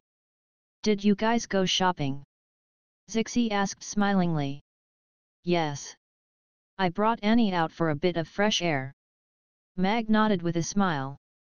He suddenly halted when he was about to leave. He looked at Zixi with a hesitant expression. Zixi tossed Black Coal back into the cage, and asked Mag, "What's the matter, Boss Mag?" "I will have to trouble you for one thing, Zixi." Mag nodded. "Let's talk inside," Zixi said smilingly, and entered the magic potion shop with the basin. Mag brought Annie into the shop. "It's like this. Annie is interested in magic, but I don't know what kind of magic she is suitable for. Therefore, I would like to ask you to help me do some tests on her, Mag said to Zixi directly after she put down the basin. The nature magic was equally amazing compared to life magic, and only Zixi and Lulu knew nature magic now. Hence, he would like Zixi to check if Annie could practice nature magic. Oh, I see, Zixi replied meaningfully. Mag had brought Annie to her 2 days ago, asking her to help treat Annie's mutism. However, the life magic had no effect on her mutism, so they had to give up. She rather liked this quiet little maiden. She was at a lively age, but she couldn't talk, so it was rather heartbreaking. Besides life magic, she was also a water magic caster. As a 7th tier magic caster, it was a piece of cake for her to test if an ordinary person was suitable to learn magic or not. Annie, give me your hand, Zixi said to Annie smilingly, and held her hand gently. A small green tree suddenly blinked in the middle of Zixi's palm, and rays of green light beams engulfed their hands. Zixi closed her eyes. After a while, she suddenly opened her eyes, and stared at Annie with disbelief. Mag knew that she was most probably shocked by Annie's vast knowledge storage. However, he still asked expectantly, can she cultivate? Annie's situation is very unique. She has an unbelievable knowledge storage that is even vaster than mine. The word genius isn't even enough to describe her. Zixi nodded. However, she doesn't seem to be able to practice water magic, but she seems to have an affinity with my nature magic. So, she can practice nature magic. Mag raised his eyebrows. This was useful information. Please wait for a moment. I'll go get Lord Urian here to take a look. My ability is limited, Zixi said before she hurried away. Soon after, Urian followed her out. Teacher Urian. Mag nodded at Urian. Boss Mag. Urian nodded too, but his gaze was on Annie. His eyes lit up, and he lightly tapped a finger at Annie's glabella. Circles of ripples slowly extended outwards. She has such a vast knowledge storage even though she hasn't started cultivating. Urian was shocked, but he soon regretfully said, it's a pity that she doesn't have any reaction to ice magic. Seems like she isn't able to practice ice magic. Urian retracted his finger, and said to Mag, if this girl manages to find the type of magic that is suitable for her to cultivate, she will become great if given time. Annie inched closer to Mag. Although she knew this old gentleman wasn't a bad guy, she still felt a little afraid. Zixi hesitated briefly before saying, Master, when I checked on Annie earlier, I discovered that she seems to have an affinity for my nature magic. Can we let her try to cultivate nature magic? There's no problem if you are willing to let her learn from you. Urian nodded. The nature magic was the secret magic of the Dryads, and Zixi and Lulu were the only Dryads left now. I will do my best to impart nature magic to Annie if she wants to learn from me. Zixi smiled at Annie. The Dryads are already in decline. If we're going to abide by the rules in the past without making any changes, nature magic is going to disappear sooner or later. That will be the real loss. What do you think, Mr. Mag? Zixi turned to ask Mag. She knew Mag had adopted Annie, so he was considered to be her parent. It will be for the best if Zixi is willing to take Annie as your disciple. Mag nodded. Both the nature magic and the life magic were a secret magic created by the Dryads through the world tree. Annie was kind and gentle, so she fitted in with the way of nature very well. Of course he was willing to let her learn nature magic. Zixi held Annie's hand, and asked smilingly, Annie, do you want to learn magic from me? Annie looked at Zixi's gentle smile, and then she, too, smiled and nodded hard. Master, where do we go to look for good food now? Amy nibbled on a corn cob as she followed Krasuo around. Her cheeks puffed out just like a silly little hamster's. Krasuo was holding a small basket filled with all kinds of snacks, and he looked at Amy with exasperation. Did you not have enough, little Amy? The first thing the little one did after arriving in Rhoda was to drag him along to look for good food. They had already eaten through 3 streets, but she had no intention to stop. Her target was always on the next street. I think I can eat through another 3 more streets. Amy nodded honestly. Krasu shook the basket, and said smilingly, let's bring these along to eat on our way. We need to make a trip to the Magus Tower to meet some people. All right. Amy nodded reluctantly, and followed Krasu up the horse-drawn carriage. Master, is the Magus Tower built with magic casters? How many magic casters were used to build it in the past? Amy asked curiously while munching on the corn cob. Krasu cocked his eyebrows. Why did this question sound so weird? The Magus Tower is the Roth Empire's magic casters' holy land. The best magic casters in the Roth Empire are all gathered there. They study magic, and take in many disciples so that the numbers of magic casters in the Roth Empire can increase rapidly, and the Roth Empire can become stronger. Then, why are you not there? Are you not good enough? Amy tilted her head. Krasu was dumbfounded. I established the Magus Tower back then, but I don't want to manage it now. Really? Amy's eyes lit up. I didn't expect Master to be so formidable. That's for sure, little Amy. Your master is the most famous magic caster on the Norland continent, the Lord of Fire, Krasu. I established the Magus Tower back then alone, Krasu spoke with fervor and assurance, but he suddenly realized Amy was quiet. He turned to look, and saw the little one digging through the basket fervently, looking for food. She was in a dilemma as to whether to eat the little drumstick or the little wheat biscuit first. She wasn't listening to him at all. Krasu sighed inwardly. Only this disciple of his never took him seriously. One had to know that people lined up from the entrance of Magus Tower to the city gate, trying to be his disciple. Amy finally decided to eat the little drumstick first. She took a bit of it, and then asked, then, do I have to fight with them later? Krasu smilingly said, the magic caster tournament will only begin formally tomorrow morning.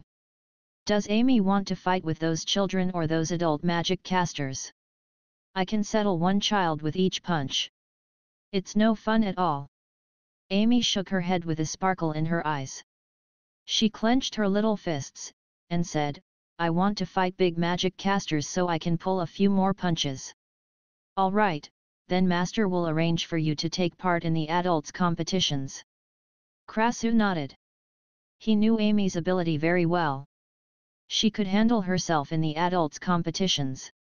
She would be bullying the children if she took part in the children's competition. The horse-drawn carriage stopped in front of the Magus Tower. The magic casters who were guarding the Magus Tower looked at the horse-drawn carriage warily. One of them even approached the carriage, holding a magic caster's staff.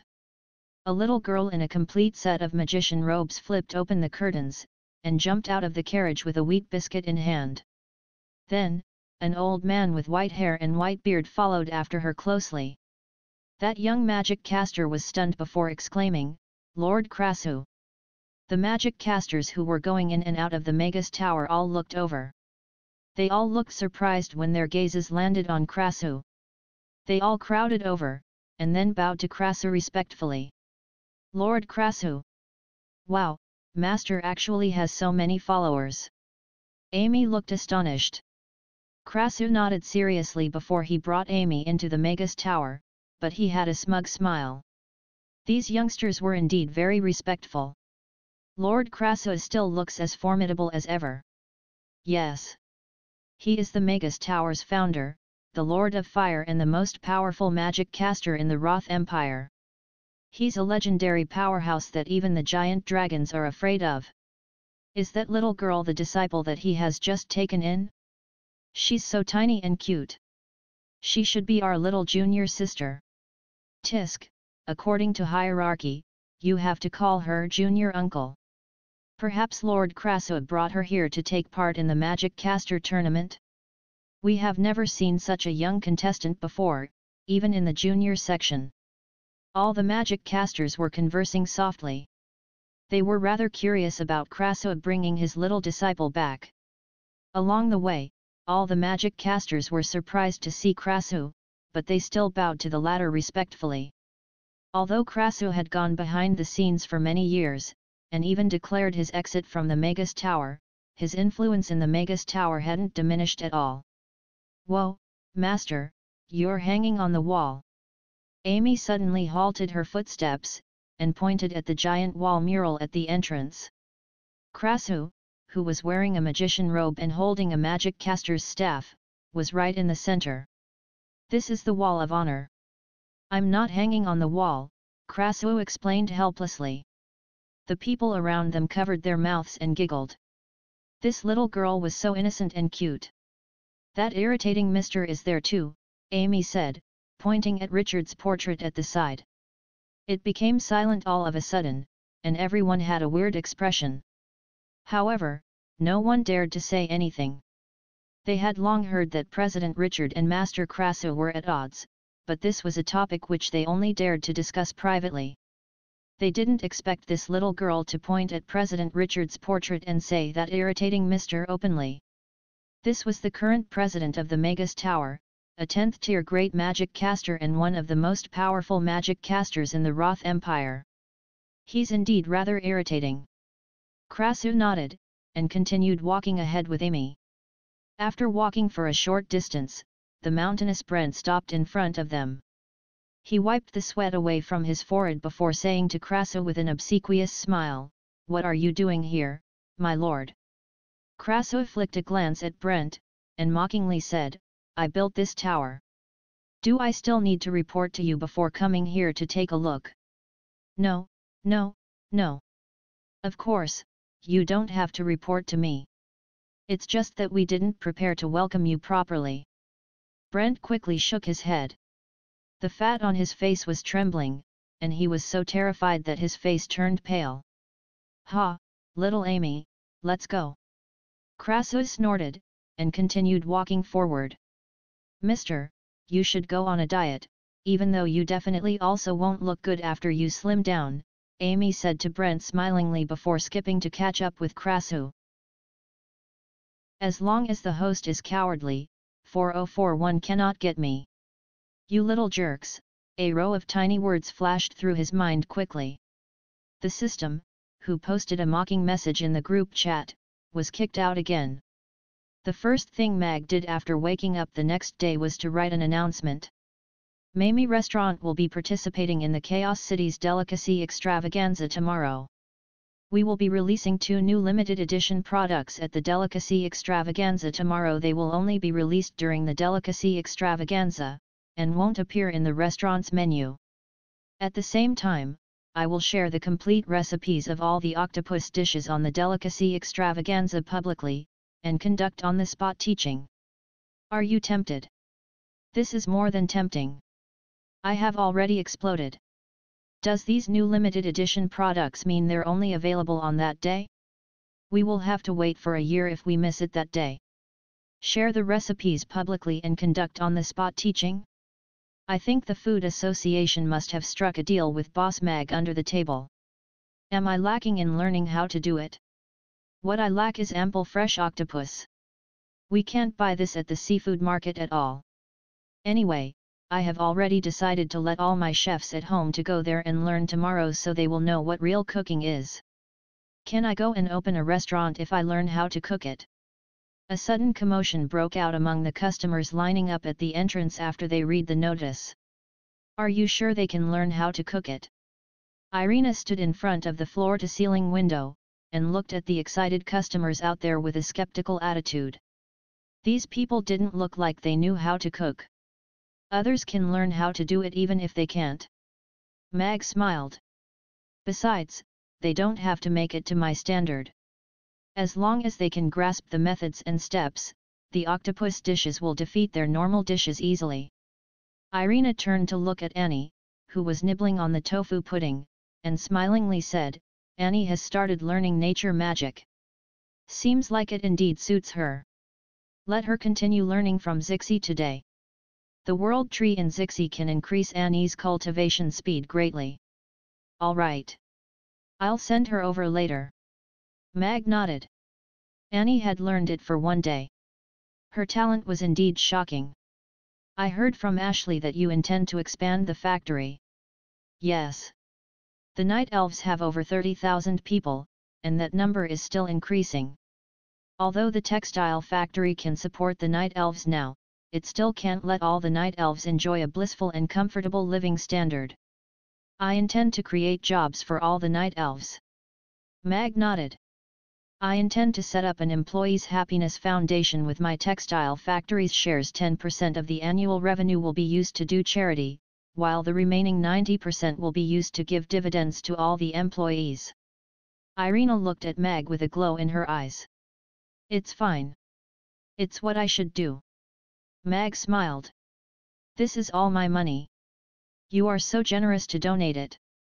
Irina rolled her eyes, but she couldn't help smiling.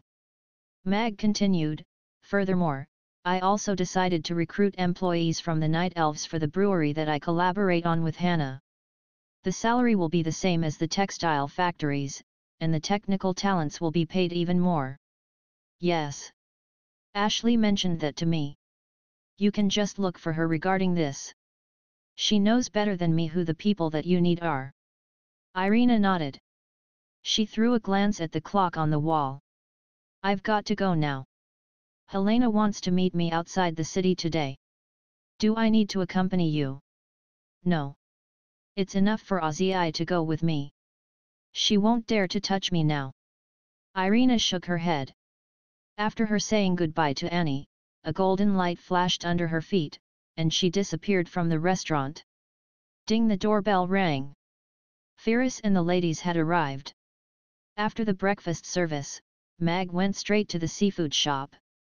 The acting manager, Alia, was waiting outside the shop with 9 elves.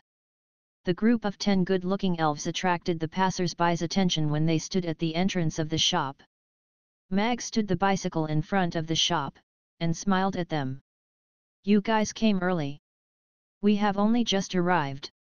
Alia smiled, and her tone was gentle. Let's go in first. Mag used a key to open the lock in the small door. He pressed on a button to raise the rolling shutter door after they entered. A shop with 3 open shop fronts was revealed. A 1-meter-wide display stand surrounded the exterior of the shop, and it was separated into 10 different sections. A simple bar stool which they could use to rest their feet during the lull period was placed under each section of the counter. All the elves looked at the place that they were going to start work at curiously. Compared to the textile factory, the decor here was more exquisite. These counters are your working area. There's a total of 10 sections, and each of you has a designated section. We will draw lots to distribute the sections later. Mag looked at all of them smilingly, and confidently said, I have told all of you yesterday that this shop was a comprehensive seafood shop, but we are only selling octopus tentacles currently. Our objective is to make the octopus tentacle into a hit item, and make everyone in Chaos City fall in love with it. All of them were looking at Mag with a shimmering gaze. Although they were still not extremely enthusiastic, they already had a clear understanding of themselves and this shop. Mag took out a stack of small and thin sales instruction manuals, and passed them to Alia before saying, This is the sales instruction manual for the octopus tentacle. We don't need any sales talk to sell a bestseller. We are using the best quality and cheap prices to impact the customer's understanding. However, we do need to have the sales attitude that can match it. We need to respect the customers and respect ourselves. All of you can figure out the details when you go back, but I hope all of you can recite the content of the employee's code of conduct to the manager tomorrow morning. Alia passed a booklet to every one of them. Some elves stole a peek at it.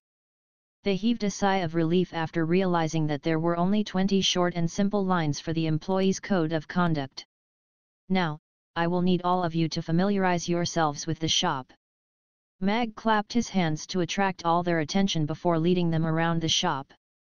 The lounge that was separated from the work area was split into 2 by genders. They could take a short break during the lunch break.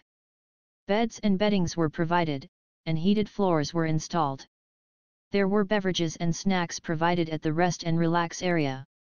As it was still a working environment, Mag didn't provide any entertainment facilities. Instead, he put a massage chair there so that they could relax their bodies and minds for a while after a busy workday. Separate male and female washrooms were provided too. All the elves looked excited. A comfortable rest area and an exquisite and interesting rest area. No one expected to have such a considerate design in the shop. This working environment was fantastic. Everyone started to look at Mag with more respect and adoration. This boss was indeed very considerate to his employees, making them feel respect and love. 1. The HTTP 404 not found client error response code indicates that the server can't find the requested resource. Links that lead to a 404 page are often called broken or dead links, and can be subject to link rot. Chapter 1840. Just like this. Octopus tentacles of different sizes were displayed on the rows of shelves. They were displayed with 1 square meter as the basic unit. The spacious second floor was completely opened up, and it was almost 200 square meters wide. Octopus tentacles of various sizes were displayed everywhere. The small octopus tentacles that were as thin as a thumb and the big octopus tentacles that were as thick as a thigh were all densely stacked together, making people feel oppressed. These octopus tentacles are displayed according to sizes: small, large, and extra large. You simply drag 1 square meter of them away. You place them into the 1-button deicer to unfreeze them before replenishing the stocks on the first floor through the freight elevator. Mag pointed at the squarish deicer next to the elevator. This thing was also a foolproof 1-button operation. "Boss, there are no medium-sized octopus tentacles," an elf asked softly. "Yes. There's no medium-sized. There are only the small, large, and extra large." Mag nodded. "What if the customers want to have the medium-sized?" that elf asked again. "It's fine, let them slap themselves across the mouth then." Mag smiled, and said to all of them, "We will do a trial operation this afternoon, and will most likely welcome our very first sales explosion tomorrow. All of you will familiarize yourselves with your work such as accounting, giving back the change, and replenishing the goods. The hectic pace of the work is most likely going to exceed your expectations." All of them began to move under Alia's instructions after hearing that.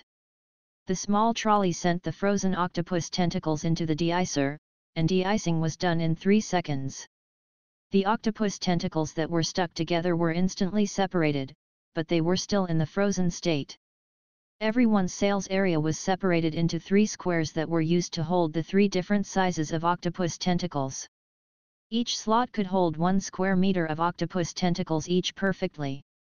These display squares had a refrigeration effect, and could maintain the octopus tentacles' frozen state, preventing the octopus tentacles' texture from turning bad.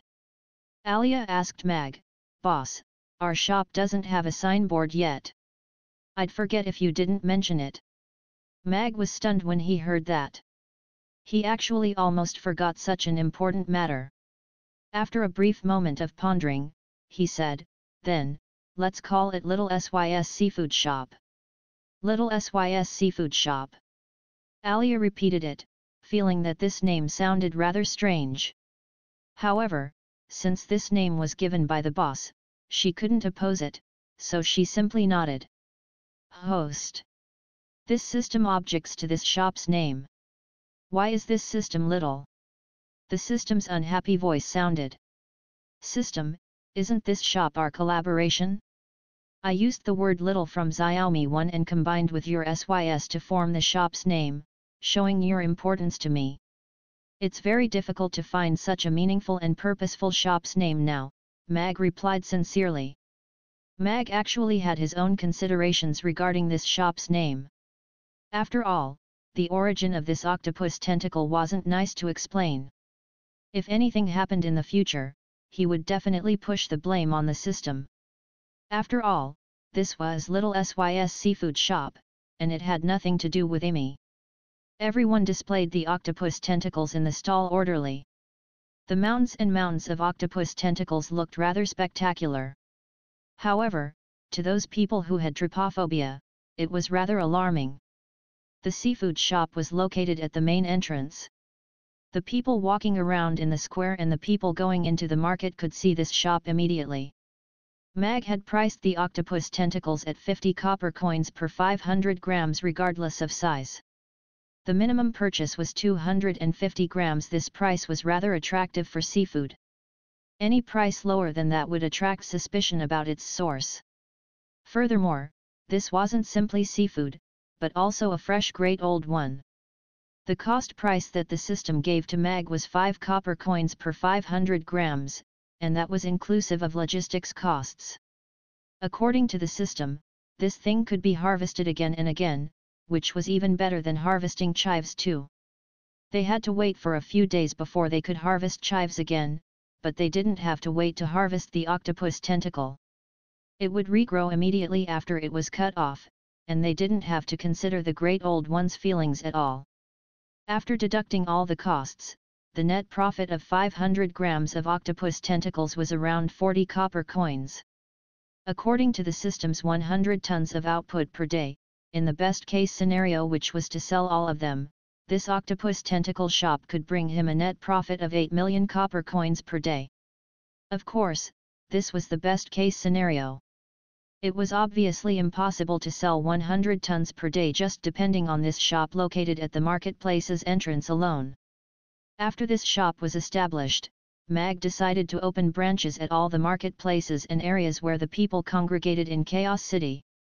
He wanted to consume the entire seafood market of Chaos City. This was a piece of virgin land that had never been claimed before. He was going to swing the first hoe and dig up the gold. The shop's location was excellent, and the octopus tentacles on the shelves were eye-catching enough. However, most of the people who walked by only took a curious look. In the situation where no one knew what it was and how to eat it, almost no one approached to ask about it. Although the business was bad, Mag wasn't concerned. Today's trial operation was to let the employees familiarize themselves with the sales procedures.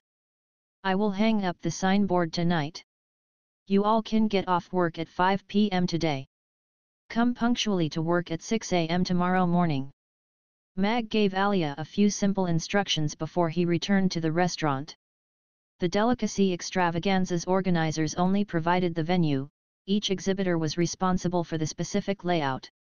It was a good thing that Mag only decided to do 4 dishes, and one of them was even the octopus sashimi. Hence, he only needed 2 stoves, 1 octopus balls grilling plate, and 2 frying woks. As taking part in this exhibition was to promote the Little SYS seafood shop, Mag decided to split the venue in 2. Half of it would be given to a Little SYS seafood shop to exhibit and sell the octopus tentacles. Mag recruited 2 orcs on the spot, and made them carry the kitchen equipment and the freezer showcase. He set up the venue within 1 hour. Compared to the surrounding booths which had individual seats set up, Mamie Restaurant's booth didn't even have a single chair.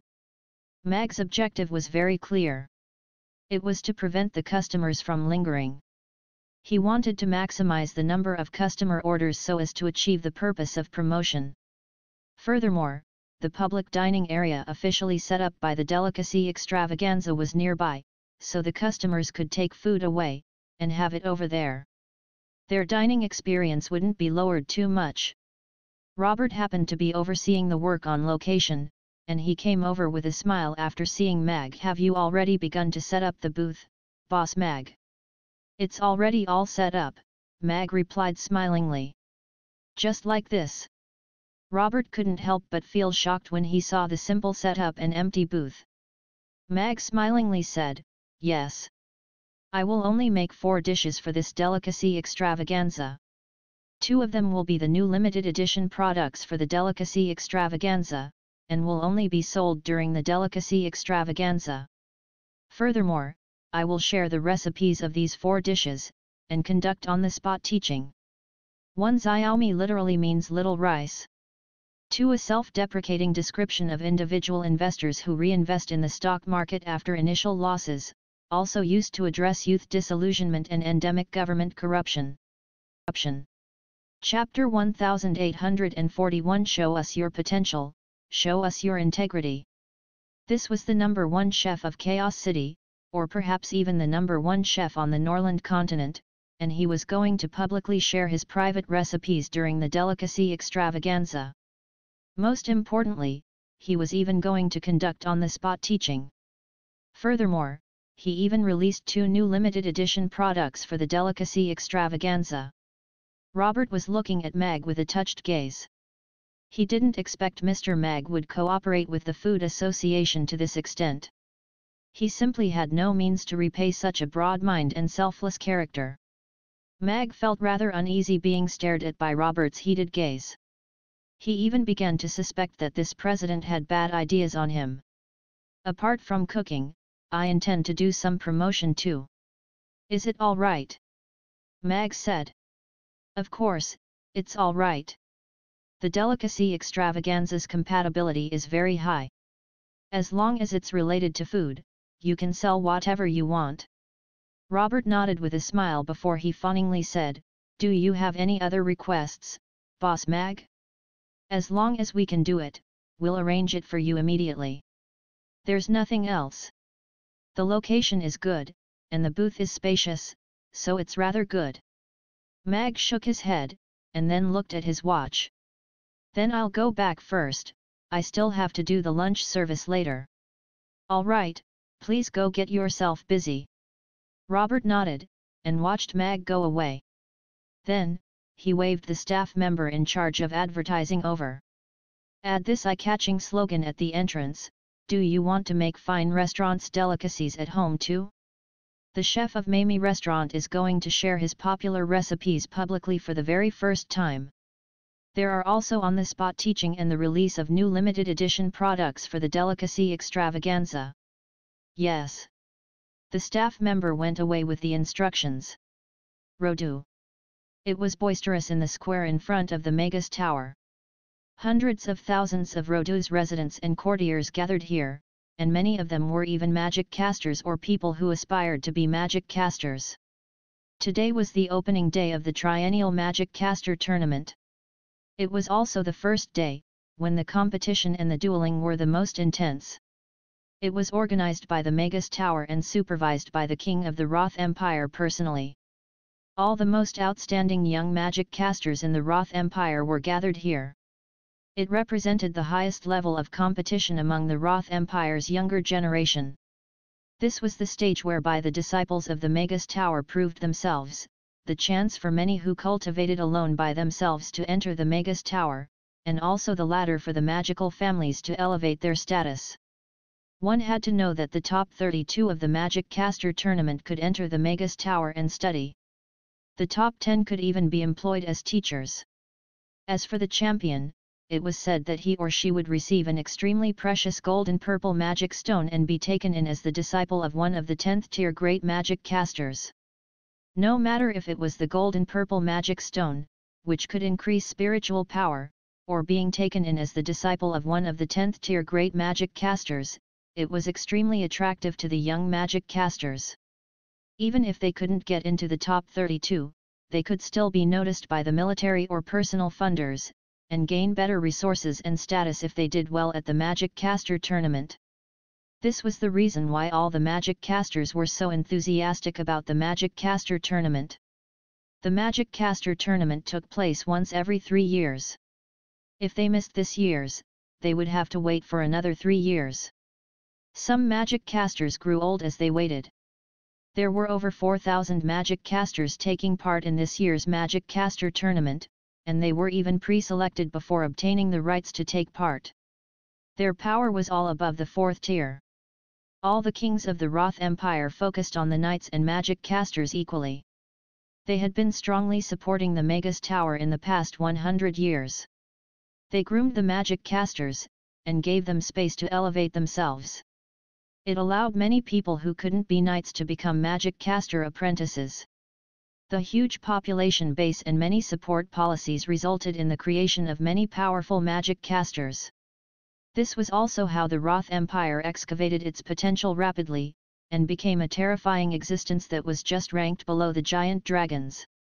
Although there were no seats set up in the spacious square, that didn't diminish the crowd's enthusiasm. Giant projection screens that were dozens of meters tall had been set up by the Magus Tower all over the square. They were used to broadcast the exciting scenes of the Magic Caster tournament live. This was also how the majority of the common people watched the tournament. However, the giant projection screens were showing the platform right below the Magus Tower now. The king, queen, aristocrats, and magic casters from the Magus Tower were seated in the VIP area. They represented almost all of the Roth Empire's most powerful stratum. It was obvious how much importance the king attached to the Magic Caster tournament. Is that Princess Vanessa sitting behind the queen? I remember that she hasn't taken part in public events for a long time. Yes. I haven't seen her for a long time. She was such an adorable princess, and she's even more beautiful now. Those people who badmouth her beauty really deserve to die. The princess has perfectly inherited the queen's beauty.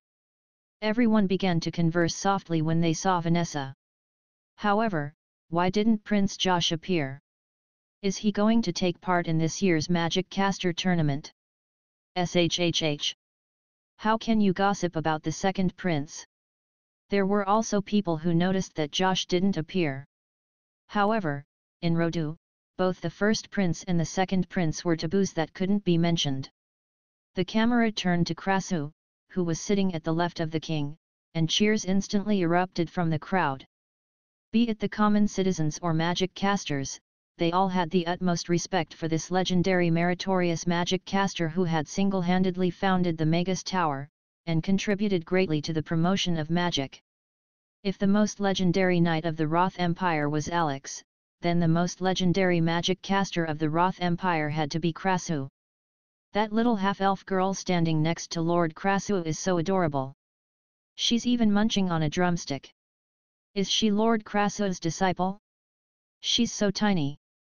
She looks like she's only 3 or 4 years old. Is she going to take part in today's Magic Caster tournament too? I don't think we've ever had such a young magic caster before, even in the juvenile section. I think Lord Krasu most likely brought her here to watch the tournament. Yes. All the participants are waiting for the opening down there right now, and she's still munching on the drumstick, so she definitely isn't going to take part in the tournament. People's attention was quickly attracted by Amy, who was munching on a drumstick next to Krasu. They couldn't help discussing her softly. Right then, a magic caster with half a head of white hair walked to the center of the platform, and pressed his hands down slowly. A powerful aura instantly spread out. The entire square instantly fell silent, and everyone looked at that magic caster with respect and awe. Richard, the president of the Magus Tower, and an extremely powerful great magic caster. Ladies and gentlemen, today's the opening day of the Magic Caster tournament. I am the president of the Magus Tower, Richard. The Magus Tower is going to ensure that this tournament is fair and just, so we hope that all the magic casters taking part today will obey the rules. Show us your potential, show us your integrity. Richard's baritone voice reverberated throughout the square, and he swept his cold gaze across the contestants standing at the side. He paused for a moment before saying, "Now, let us invite His Majesty to give a speech." Andrei was very satisfied with how the people looked at him. He always enjoyed his people's loving gaze, which meant he still had everything, and he was still that benevolent ruler loved by all. Of course, it would be even better if there were all the various races under the stage now. Andrei looked at all the magic casters lining up neatly below the stage, and said in a booming voice, "Magic casters of the Empire, I have seen magic casters after magic casters ascend the platform, and become the support of the Empire and legends of the magic casters world. I believe the next legend will be among you all. For the glory of the magic casters. For the glory of the Empire. Fight with all your might. I will be here to witness your legend. His Majesty, the King. His Majesty, the King. His Majesty, the King." Loud cheers erupted, and a glow appeared in all the magic casters' eyes. "Good luck to all of you." Andrei smiled and sat back down in his seat. "Now, let's invite Master Krasu to open the Magic Caster tournament," the magic caster who was the MC loudly declared after waiting for the cheers to die down. Everyone turned to look at Krasu at the same time. Krasu, the Lord of Fire, the legend of the magic casters, the founder of the Magus Tower, the guiding light for the rise of the Empire's magic casters, the starter of the Magic Caster Tournament, and the idol of the majority of the Roth Empire's magic casters. One could say that he was the one who'd created the current magic casters who were on par with the knights. Under the heated gazes, Krasu stood up slowly, and went to the stage. I'm very gratified to stand here again to look at all of you, young and energetic youngsters, the future pillars of the magic caster world. Krasu looked at the magic casters under the stage with an emotional smile. Krasu! Krasu!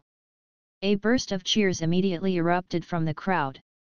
While Krasu was speaking in the front, Vanessa inched towards Amy, and whispered, "Little Amy, your pigtails are so pretty today." Amy bit into the drumstick, and looked up at Vanessa. "Big sister Vanessa, I know you are lusting after my drumstick." Vanessa gulped with a slightly embarrassed expression. She was the Empire's princess, after all. Although she also had food prepared in front of her, she felt embarrassed to munch on a drumstick in public like Amy. Although it would definitely taste fantastic, it definitely wouldn't be graceful enough. I really miss the time when I was young. People would say that I was cute even when I grabbed a drumstick and munched on it. Vanessa sighed inwardly. She missed the time when she took part in the Magic Caster Tournament as a young child. She was also munching away the whole time like Amy. "Big sister Vanessa, if you are not going to eat the drumstick in front of you, can you pass it to me?" Amy quickly finished her drumstick, and was already after the drumstick in front of Vanessa. Vanessa was a little hesitant. Although she couldn't eat it now, she was saving it for after the tournament. This drumstick looked delicious, and watching Amy eat it made it look even more delicious. "I'll return 2 beggars' chickens to you when you come to Chaos City again," Amy said seriously. "Deal." Vanessa immediately gave the whole plate of chicken drumsticks to Amy. No matter how delicious this drumstick was, it would never be as delicious as Boss Mag's beggar's chicken. Regardless of how she looked at it, she would have a good deal. A good chowhound could never stand scrumptious food getting cold in front of her.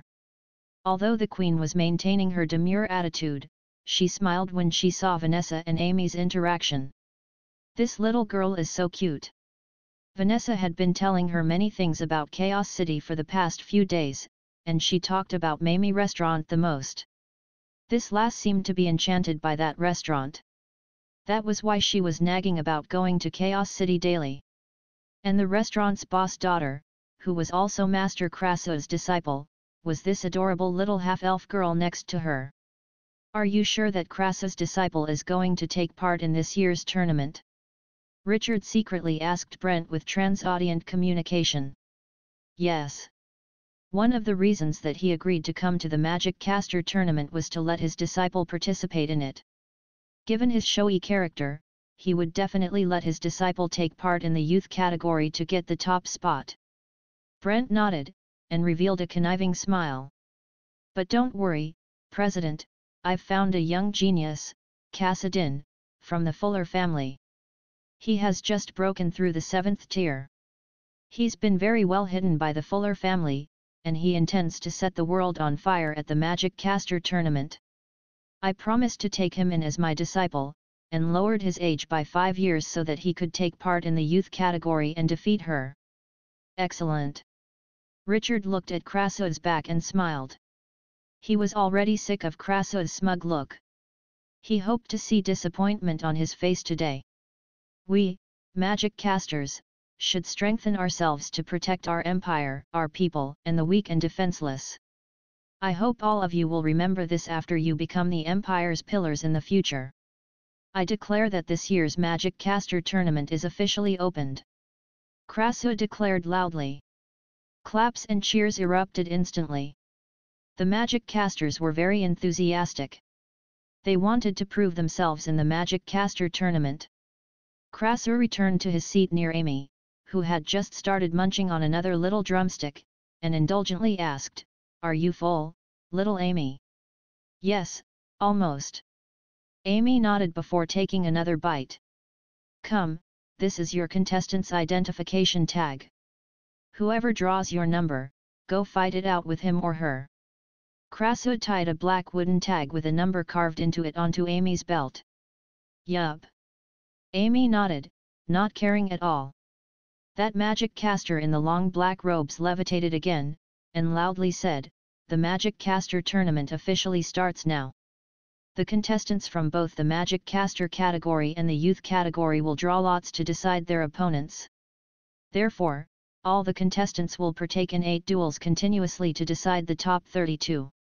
The numbers before 2050 of the magic caster category, you will remain standing where you are, while the contestants from 2050 onwards will randomly grab the flying balls, and the numbers shown after the flying ball explodes will be your opponent. The numbers before 500 of the youth category, you will remain standing where you are, while you contestants from 500 onwards will randomly grab the flying balls to decide your opponent." The atmosphere became tense immediately, and everyone turned to look at that giant ball at the edge of the platform. Thousands of number tags that were engulfed by bubbles were ready to go. Chapter 1843 Contestant Number 0. Currently, there was a figure in a black magician cloak standing in the midst of the contestants. He was a head taller than the teenagers next to him, and his face that was concealed by the hood looked rather mature. His gaze was focused on Amy, who was still munching on the drumstick on the stage. "She's just a little girl who may not even know about fireball magic. Do we need to take her so seriously?" Kassadin sneered mockingly. As the most talented magic caster from the Roth Empire ancient magic caster family, the Fuller family, he had shown great magical talents at a young age. He became a magic caster at 5 years old, and already broke through the 4th tier and became a mid-tier magic caster at 10 years old. He was only 19 years old, but he just broke through to the 7th tier 2 weeks ago, and became a real advanced magic caster. With such talents, even the Magus Tower would recognize him as a genius. He had once dreamed of becoming Master Krasu's disciple. He even always believed that Master Krasu had never had a disciple because he hadn't met him yet. However, before he could showcase himself at the Magic Caster tournament, news of Krasu taking in a half-elf disciple in Chaos City had reached him. He was infuriated. Hence, when Brent approached him, and asked him to conceal his age and take part in the youth category to take down Krasu's disciple, he agreed without any hesitation. He wanted to prove himself in front of Krasu, and let him know that he was wrong. He had missed out on a genius. Today will be the day that I, Kassadin, will be written into the history books. Kassadin clenched his fists gradually. Bam! The ball at the edge of the platform exploded, and thousands of balls flew out. They flew towards the magic casters taking part in the competition. The magic casters who had the bigger numbers all reached out to grab the flying balls in front of them. The bubbles burst as soon as their hands touched them, dissolving into shimmering lights, and landing on their number tags. Their opponent's number for their first duel appeared on the number tag as well as the battleground's number. At the same time, the chosen magic caster's number tag also reflected the duel information. This method was apparently created by Krasu in the past. It could decide to duel sequence efficiently, and simplify the originally complicated process of drawing lots. At the same time, it required the magic casters to duel continuously so as to test if the magic caster's endurance and foundation were indeed solid. All the lots are drawn. All magic casters will proceed to the designated venues according to the information on the number tags. The duel will start soon. The MC's voice reverberated throughout the square again, and all the magic casters began to move to their venues. The square in front of the Magus Tower was extremely huge. It was split into thousands of battle zones. Each battle zone was about 100 square meters big, and it seemed a little small for the magic casters' duels. The rules for the duel were simple. As long as one party surrendered, was unable to continue battling, stepped out of the battle zones, or suffered a lethal blow as judged by the judges, they would be considered defeated. Who is number 0? Don't the numbers start from 1? A fat magic caster standing in a battle zone not far from the platform looked at the number tag in his hand, and looked around curiously. He was curious about who his opponent was. As a 6th tier Earth magic caster, Harvey felt very confident. He entered the top 100 in the previous magic caster tournament, and his objective in the current tournament was to enter the top 64. He wanted to join the Magus Tower on his 30th birthday as a gift to himself. The magic casters began to enter the square, but everyone's gaze was fixed on the little girl next to Krasu on the platform with the camera. It was said that Master Krasu's disciple would be taking part in this year's magic caster tournament too. However, she was still so small. Even those youngsters taking part in the youth category were about 10 years old.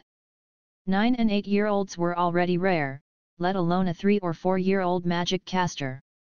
Little Amy, it's time for you to go and compete, Krasu said to Amy with a smile after seeing almost all the magic casters had reached their battle zones. Are we going to start fighting now? Amy looked up at her half-eaten little drumstick, and placed it on the little plate in front of her after pondering. Then, she said to Krasu seriously, Master, my drumstick is still warm, so don't try to eat it. I will be back soon, and I still want to eat it. All right. Krasu nodded helplessly. This drumstick was more important to Amy than the tournament. Amy was relieved. While wiping her hands with a towel she took from the side, she asked, Who am I fighting? There. That little fatty in yellow clothes. Go and defeat him, and you can come back to eat your drumstick. Krasu pointed in the direction of Harvey to Amy. Alrighty. Amy nodded. She took her magic caster's staff, and leaped off the chair. She flipped her little cloak, and walked towards that little fatty whom Krasu had pointed out. Only now did the crowd see that the number tag swinging at Amy's waist wasn't the youth category's white tag, but the magic caster category's black tag. Number 0. The first ever in history. Mamma mia, I'm shocked. She's actually taking part in the magic caster category's duels. A 3-year-old magic caster category's contestant. She's got to be the youngest contestant ever in history. The square burst into a commotion instantly. Everyone wore an astonished expression on their face. King Andre turned, and said to Krasu smilingly, I didn't expect you to let this child take part in the magic caster category's competition. She insisted on joining the magic caster category. She said it's no kick when she can settle one kid with one punch, Krasu replied, smiling as well. The people around them all had a weird expression when they heard that. Even in the youth category, Amy was the youngest, and yet she didn't think that they were her match at all. Her character was rather similar to Master Krasu's. How is that possible? He actually let her join the magic caster category's competition. Brent paled. This was completely different from his expectation. Although Richard was a little surprised, he didn't show it on his face. Instead, he smiled. Since this is the case, we don't have to do anything. There are many experienced 7th tier magic casters in the magic caster category and even a few magic casters who are at their 7th tier peak. Indeed. Brent regained his wits. His mouth twitched when he looked at Kassadin, who was dueling with a 10-year-old child in the distance. However, it's a pity for Kassadin. With his ability, he would have been able to get in the top 32 in the magic caster category. Kassadin was also dumbfounded now. In order to duel Krasu's disciple, he had taken the risk to be vilified as someone bullying children, and forcefully joined the youth category. In the end, she went to the magic caster category. F***ck. How was he going to battle her now? Harvey backed off instinctively with an awkward expression. He even felt like screaming, You, stay away from me. A real man had to challenge a real man, of course. Moreover, an earth magic caster like him was different from the usual dainty long-range offensive magic casters. He had a powerful defensive ability while having a rather powerful ability to end a melee at the same time. He felt he could even poke a hole through the little girl's face with one finger, so how was he going to fight her? If he went too hard on her, not to mention Master Krasu, who was watching on the stage, just the crowd who already began to cheer the little girl on could drown him in their spit. If he wasn't serious, he might also trigger the judge's contempt. Then, his dream of joining the Magus Tower would be shattered. He would rather face a 7th-tier magic caster than this opponent, whom he didn't know how to handle. "Are you my opponent?" Amy skipped to the middle of the arena. She lowered her head to look at her own number tag before looking at the number tag at Harvey's waist. Then, she nodded, and cutely said, "Yes, it's you." Harvey had a depressed look. He felt miserable. However, he still tried his best to put up a smile, and nodded his head at Amy with a smile. "Yes, it's me. Cute little girl, I hope you won't be too dejected if you lose to me later. After all, you are still young, and there are plenty of chances for you in the future." "Yup." Amy nodded obediently before tilting her head to look at the judge, who was standing at the side. "Uncle, can I hit him now?" Harvey's mouth twitched. This wasn't the behavior which showed she understood his words. The judge maintained his severe and just expression, and gravely said, "The MC will declare the start for everyone together." Perhaps it was because of Krasu, but the live broadcast had a lot of scenes in Amy's arena. The tiny Amy against Harvey, who was much larger than the usual magic casters, induced the déjà vu of seeing a little rabbit encountering a giant bear. "Harvey. He's a 6th-tier Earth magic caster. I have seen his competition at the previous magic caster tournament. He made it into the top 100. Earth magic casters excel at defense, and he is even a strong magic caster, so he might have very good power to end a melee. He has a great advantage in such a small arena. Yes. If he steadily pushes forward, as long as the other party cannot break through his defense within a short period of time, she will be pushed out of the arena. Is that cute girl leaving at the very first round?"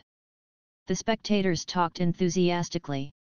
Even though they liked Amy more based on looks, the majority of them believed she couldn't defeat Harvey. Although Amy was Krasu's disciple, she was simply too young, and had only learned magic from Krasu for 6 months. "Seems like your precious disciple can indeed return to eat her drumstick soon," Richard said in a mocking tone as he curled his lips. Brent was trying to suppress his smile. He didn't expect Krasu's disciple to be as unlucky as to meet such a formidable opponent in her very first round. A 6th-tier Earth magic caster at his peak wasn't any weaker than Kassadin. Yes. Compared to dueling, the chick drumstick is indeed more important to her. Krasu had a calm expression. Therefore, this little fatty won't even last 3 seconds. Really? Richard pursed his lips. He thought Krasu was simply being stubborn. "I heard your eldest disciple has also taken part in this year's Magic Caster tournament." Krasu looked at Richard smilingly. "Perhaps he is also thinking about becoming my disciple." Richard's mouth twitched. He suppressed his anger, and tried to as calmly as possible say, "Jasper only wants to gain some combat experience while looking for an opportunity to break through. He might be able to find it if he gets beaten up by my disciple." Krasu chuckled. "Then you'd better pray that your disciple can make it through this round." Richard smirked.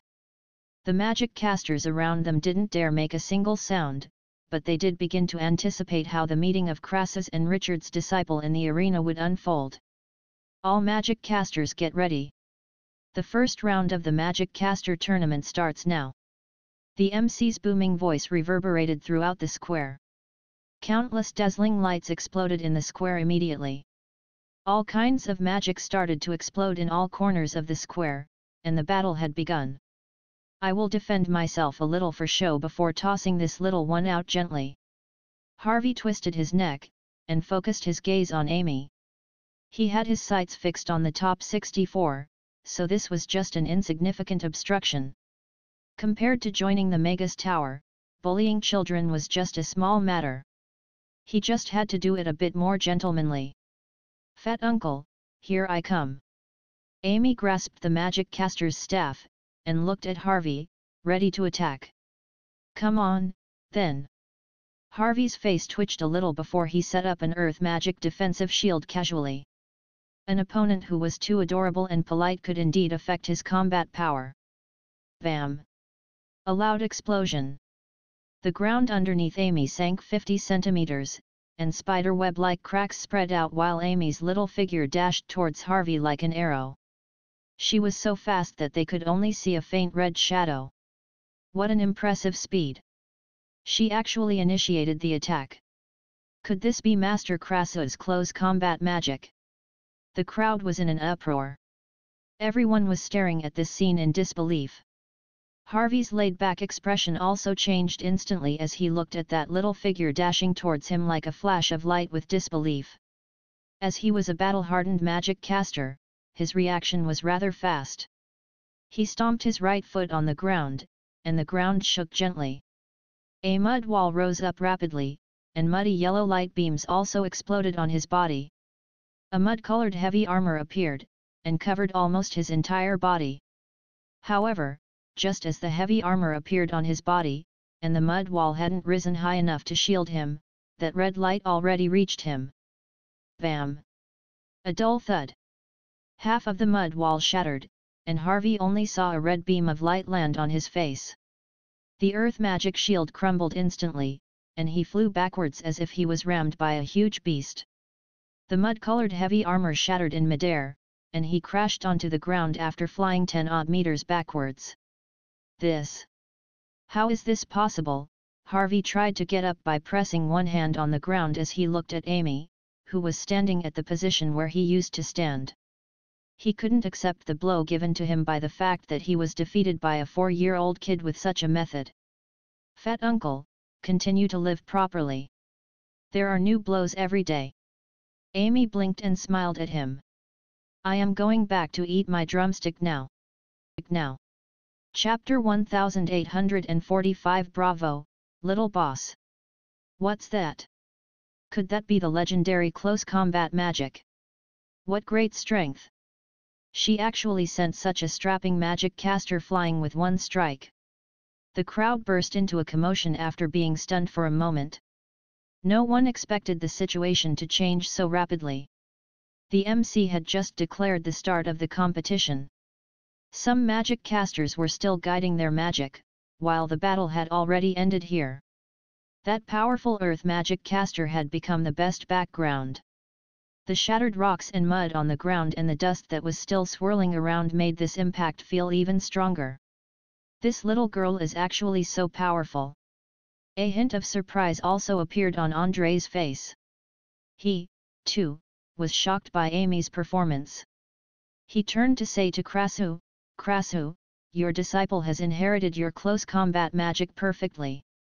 You're being too kind with your praises, Your Majesty." Krasu chuckled with blatant pride. Meanwhile, Richard's face was sullen. He had never expected Krasu's disciple to take down that earth magic caster with just one strike. A little one who had just learned magic for 6 months actually had such a formidable power. Such a talent was beyond their imagination. Brent also had a stunned look on his face. He had difficulty accepting the results of that earth magic caster being thrown out of the battle zone so easily with just one strike. Harvey watched the little figure with 2 swinging pigtails walk away with devastation. He blacked out and fainted after hearing the discussion around him. "Carry him away." The judge waved his hand, and 2 people immediately came to carry Harvey away. Why is she so powerful? On the other side, Kassadin, who used a tornado to send a kid out of the arena, looked with a rapidly changing expression at the screen that showed a small figure skipping. "Whoa! Look guys, that big guy in the youth category is very powerful too. But why does that kid look like he's in a hurry to grow up?" "Yes. A 7th-tier magic caster of his age is definitely a genius among the geniuses, but why did we never hear about him before? It felt like he was bullying little children. Kassadin, who had dispatched his opponent easily, was also noticed by many people. Kassadin blushed when he heard those discussions. He lowered his head with guilt, and quickly strode away after the judge declared the results. He wished he could find a hole in the ground to hide himself right now. He shouldn't have lowered his age to take part in the youth category. People would say that he bullied the kids if he won, or that the kids bullied him if he lost. He would lose out either way. Amy skipped back to the platform. She picked up a wet handkerchief on the table to wipe her hands before picking up the drumstick to take a bite again. A satisfied smile appeared on her face instantly. It's indeed still warm. André looked at Amy with a laugh, and said, "Give this little girl another 10 chicken drumsticks." Really? Amy's eyes lit up before she said with appreciation, "Thank you. Good job, little Amy." Crasso also looked at Amy smilingly. His precious disciple had done him proud today, and also slapped those people who questioned the close combat magic across the face. People had been putting down the close combat magic. They believed only Crasso could display the power of the close combat magic, and it was only done by relying on powerful magical assistance. However, Amy was different. She was a magic caster who had only cultivated for 6 months. She didn't have the support of powerful magic and the assistance of a peak power. Her earlier strike had displayed her precise control of magic and astonishing battle techniques. A seemingly simple strike actually had an ingenious grasp of timing and choice of angle. This made Crasso rather shocked too. His combat style was very straightforward. In plain words, he used pure strength and power. There weren't many techniques involved. His instantaneous explosion of magic during the melee rendered his opponent unable to react. Meanwhile, Amy was like a swordsman with precise sword fighting techniques. She could catch her opponent's weak spots during the fight, and then deal a fatal blow. He couldn't have taught Amy that. Could this be natural talent? Crasso's smile began to widen. He increasingly felt that his disciple was a treasure, and he was really lucky. Little Amy, Vanessa looked at Amy smilingly. "Here, I'll give you one." Amy, who had just received 10 drumsticks, generously picked one up, and passed it to Vanessa.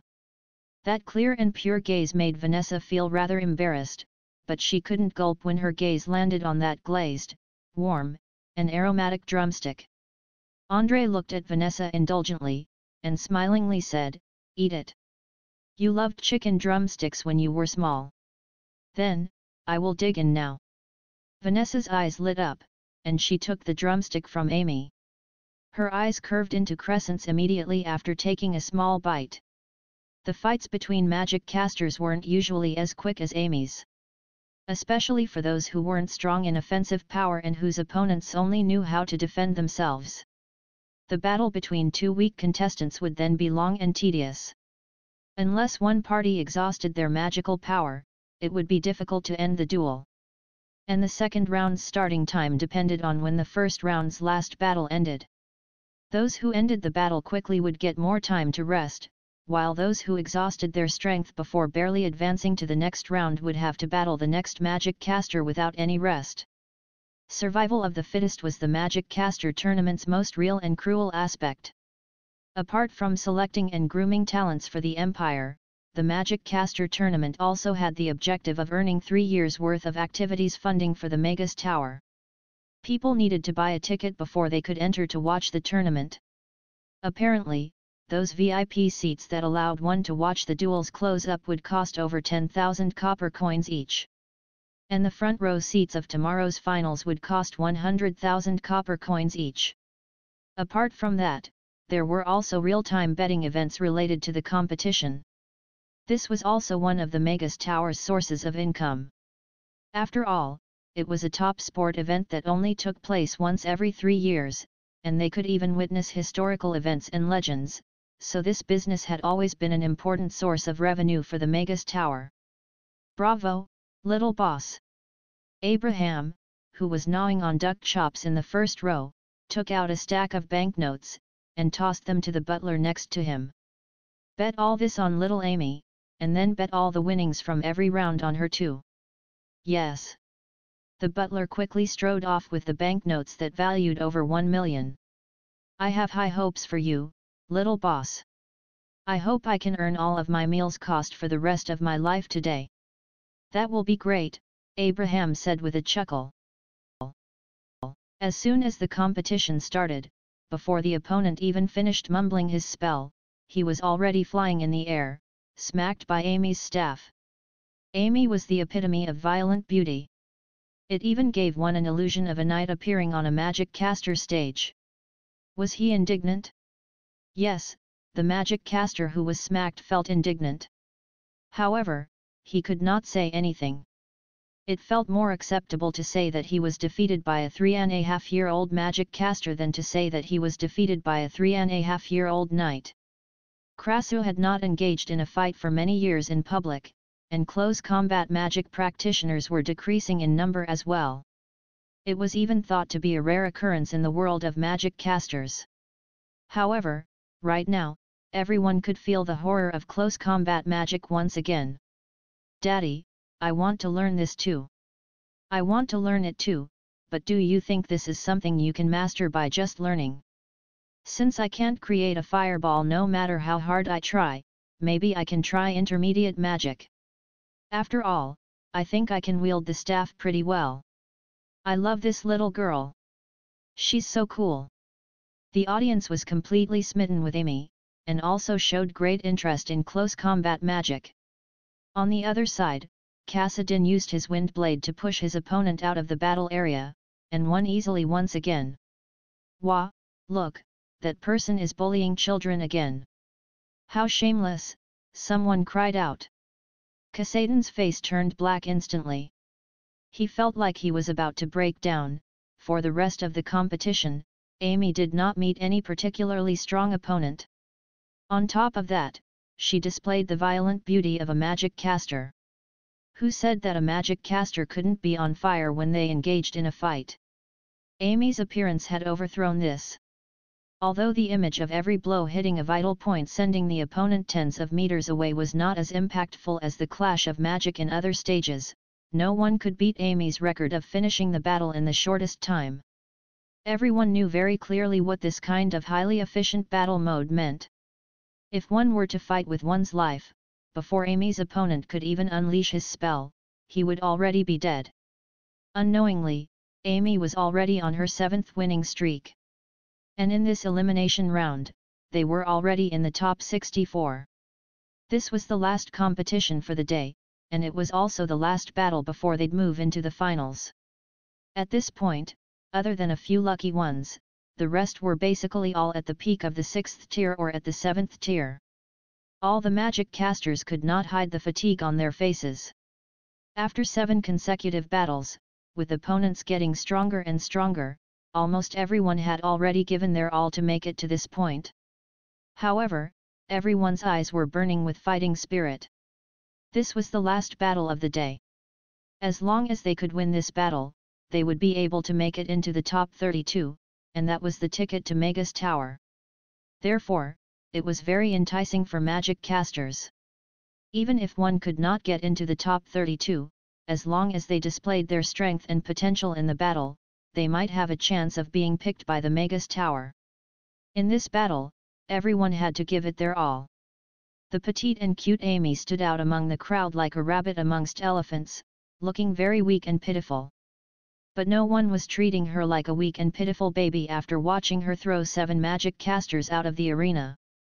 When one belittled her, she would be the Nihuru Amy who would teach you how to do it. My lord, your million has already become 20 million. Do you still want to continue placing the bet? The butler came back to Abraham's side with a box excitedly. Of course. But you don't have to bet it for each round. Just go all in on Amy as the champion, Abraham said with a wave of his hand. Champion? The butler was stunned. Although he knew that his master was very wealthy, this was after all 20 million they were talking about. He hesitated for a while before saying, "My lord, although the odds of winning after betting on Miss Amy as the champion is up to 100%, the risk is not small, either. What's there to be afraid of? I merely took out $1 million. Go, all in." Abraham waved his hand with a smile. "All right." The butler did not speak further and left quickly. In this round, the opponents were still decided by drawing lots. 0. A young man in white looked at the number in his hand and frowned. "What a pity. Master would definitely want to watch me defeat Krasu's disciple," a young man in a black magician robe muttered to himself when he saw the white-robed man's number.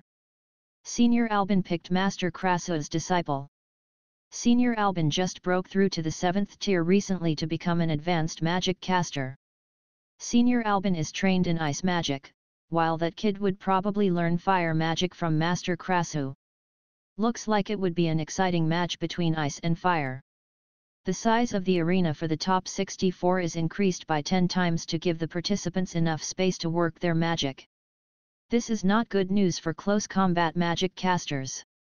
This battle will tell if a close combat magic caster is better or a long-range offensive magic caster is better. The disciples of the Magus Tower conversed fervently in the audience.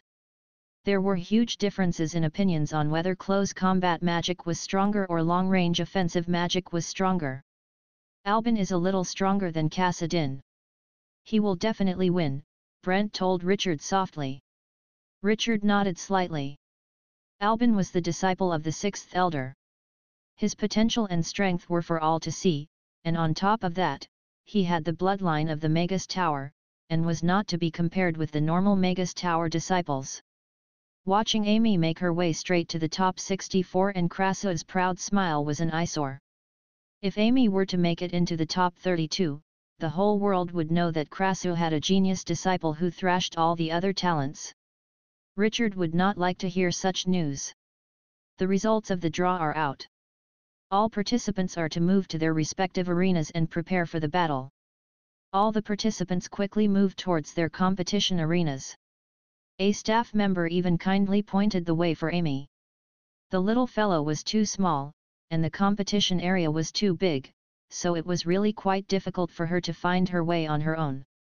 "Wow, big brother, your clothes are really clean," Amy, who had reached her arena, said with her eyes brightly lit when she saw Albin, who was standing far away.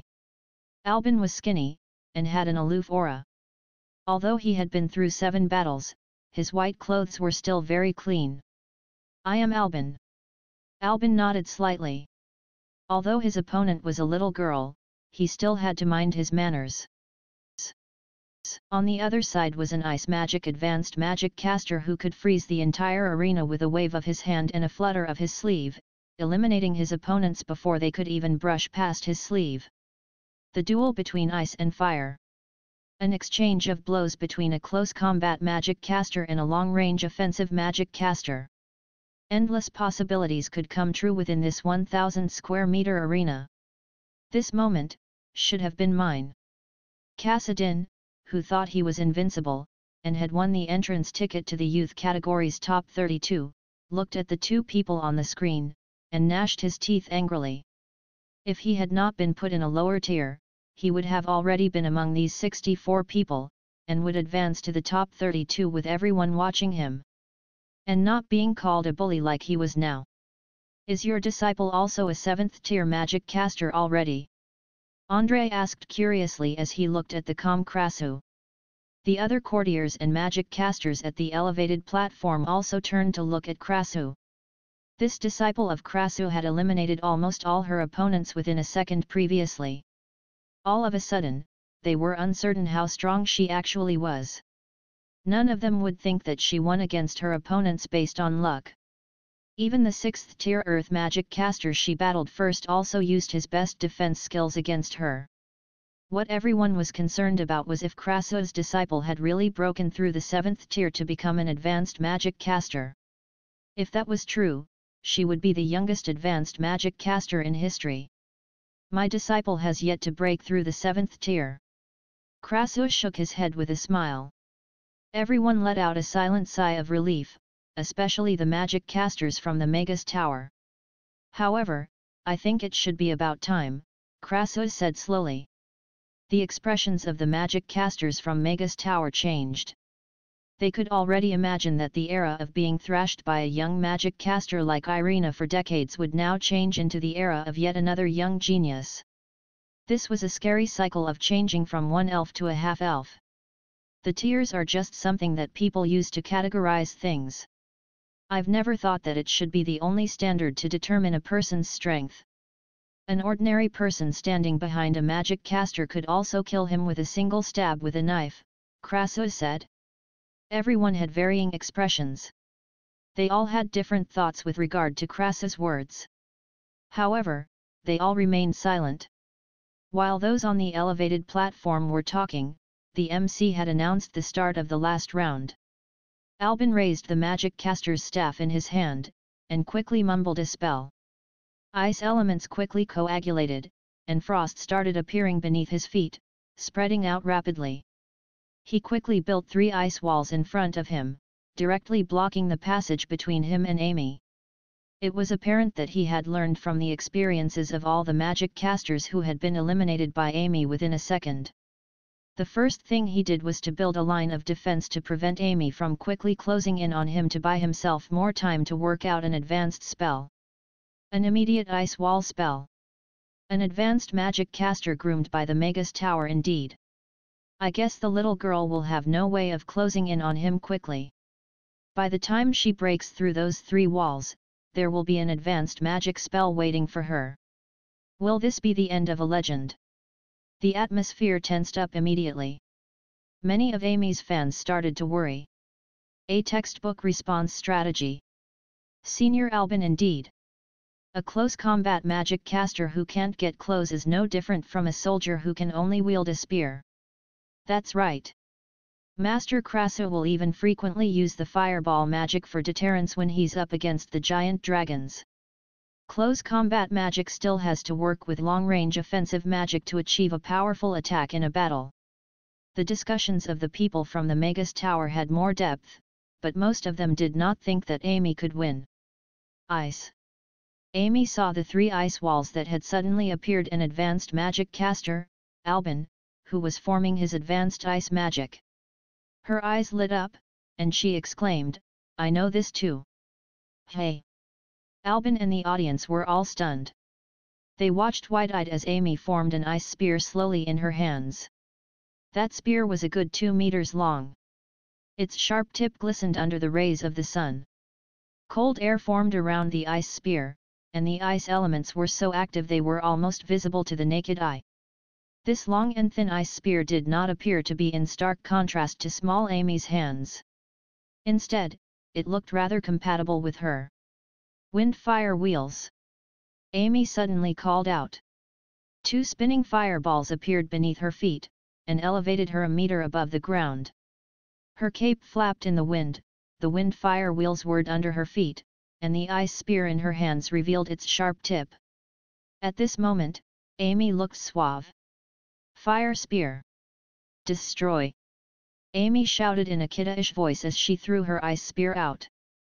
The ice spear flew at the speed of light, and the moment it left her hand, a burst of fire launched from its tail end, causing the ice spear to increase its speed to the maximum. Frosty air circled around the spear like 2 ice dragons, protecting it as it made its way towards Albin, who was behind the 3 ice walls. This was the duel between ice and ice.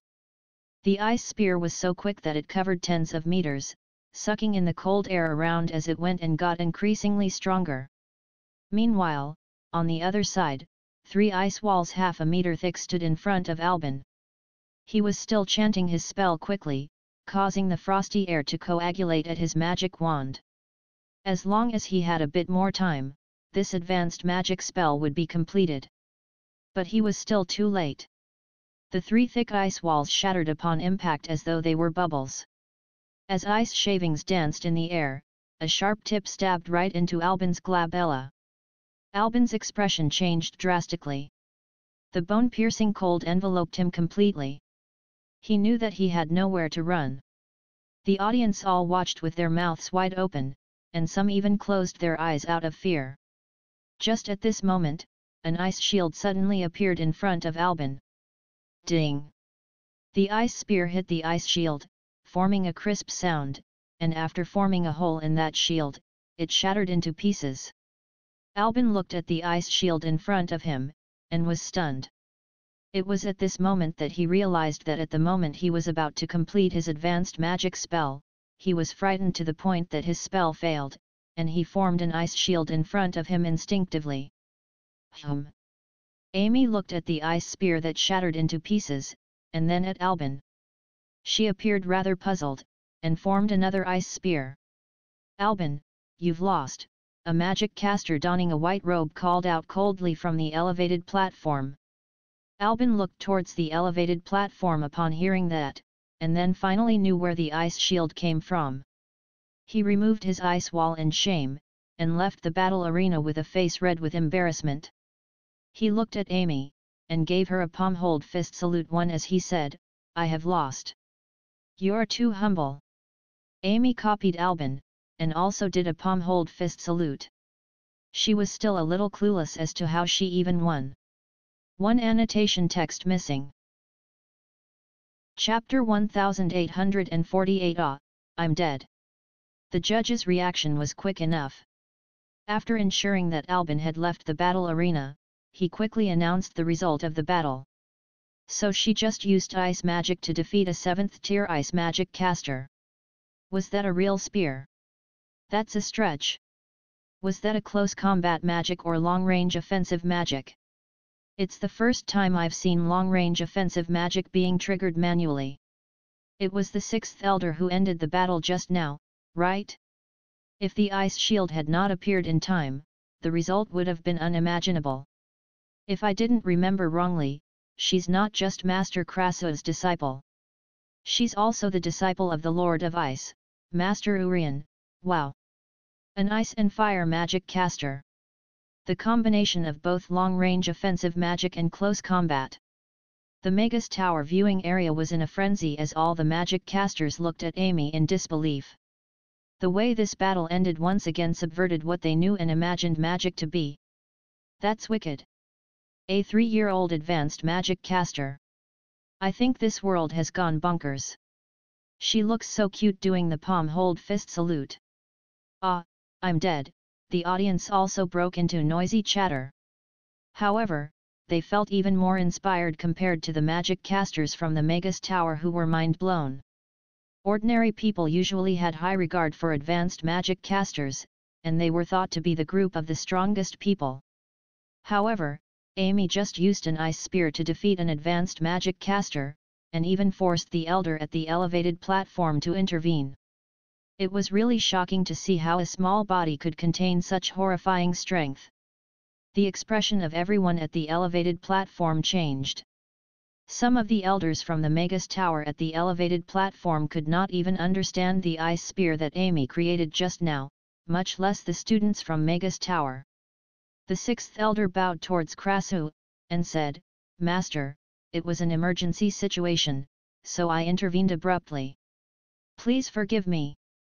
It's all right. Krasu waved his hand without a care. He smiled.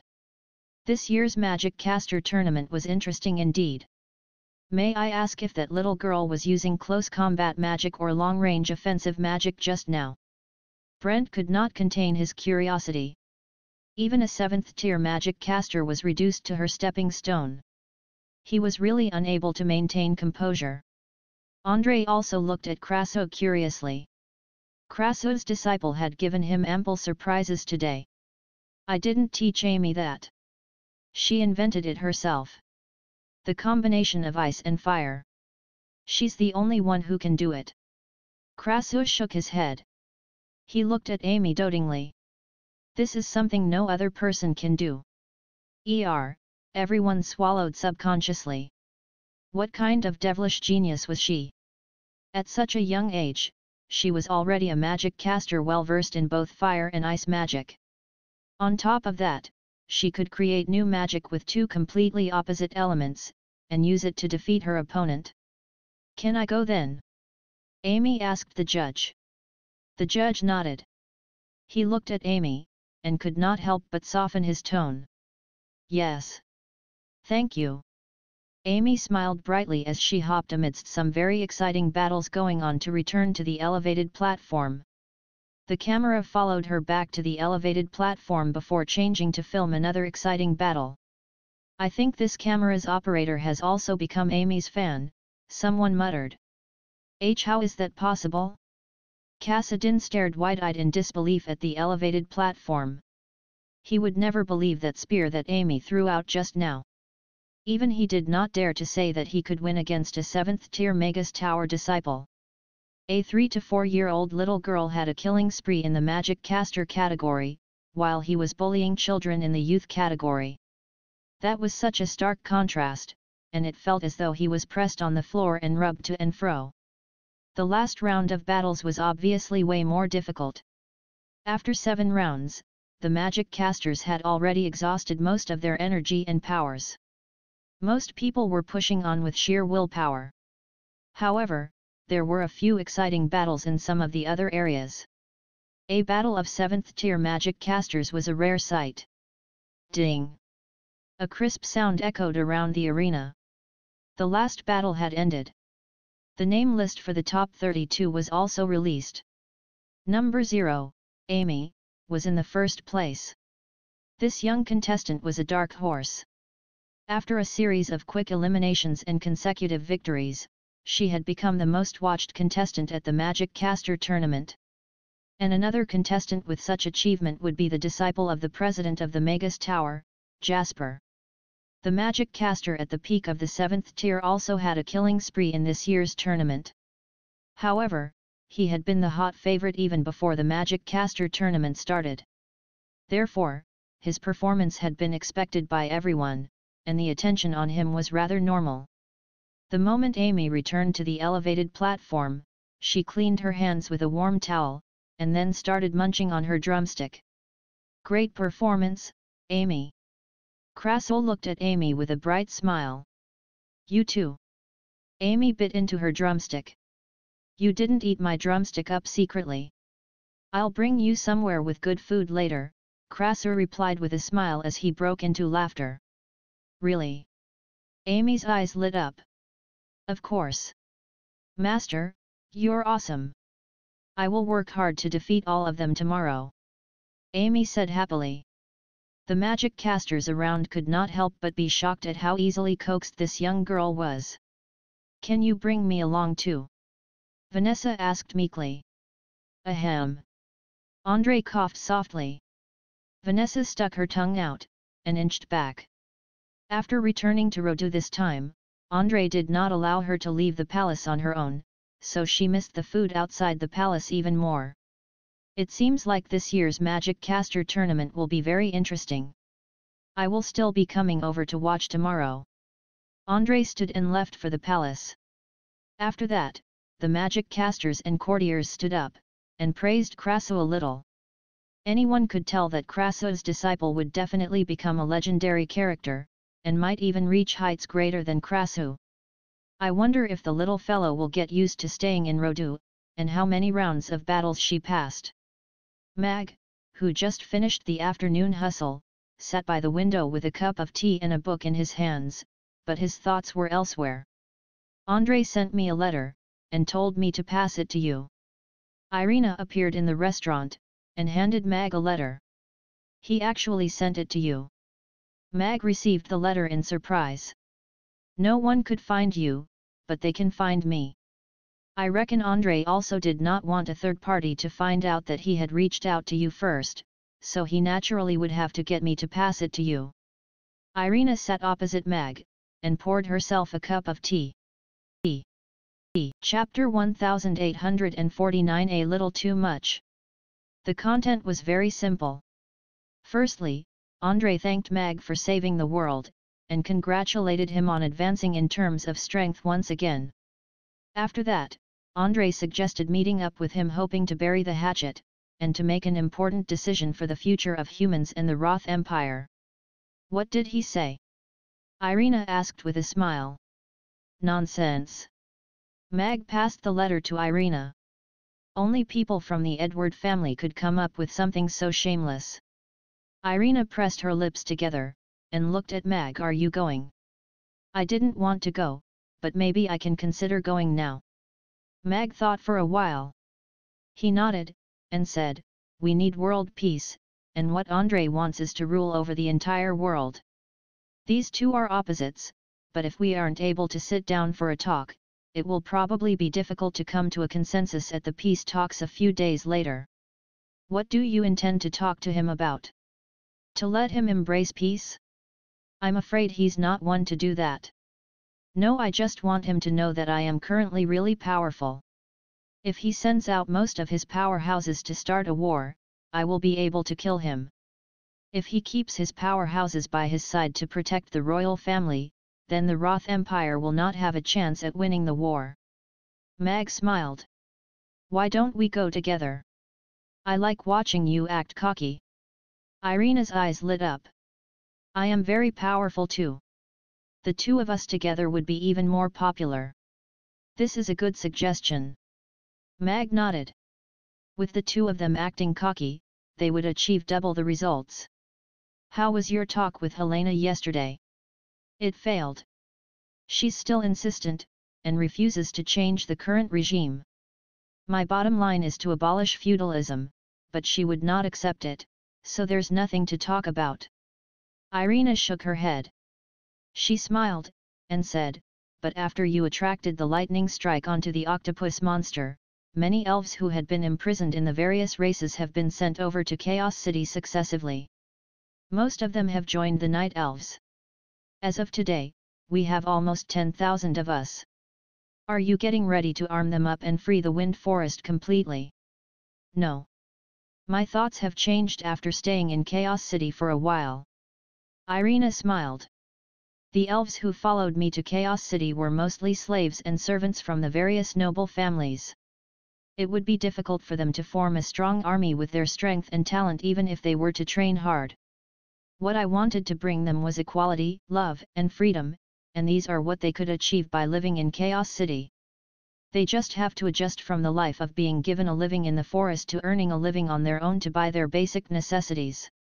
The existence of the Night Elves is just like opening a slit in the Wind Forest.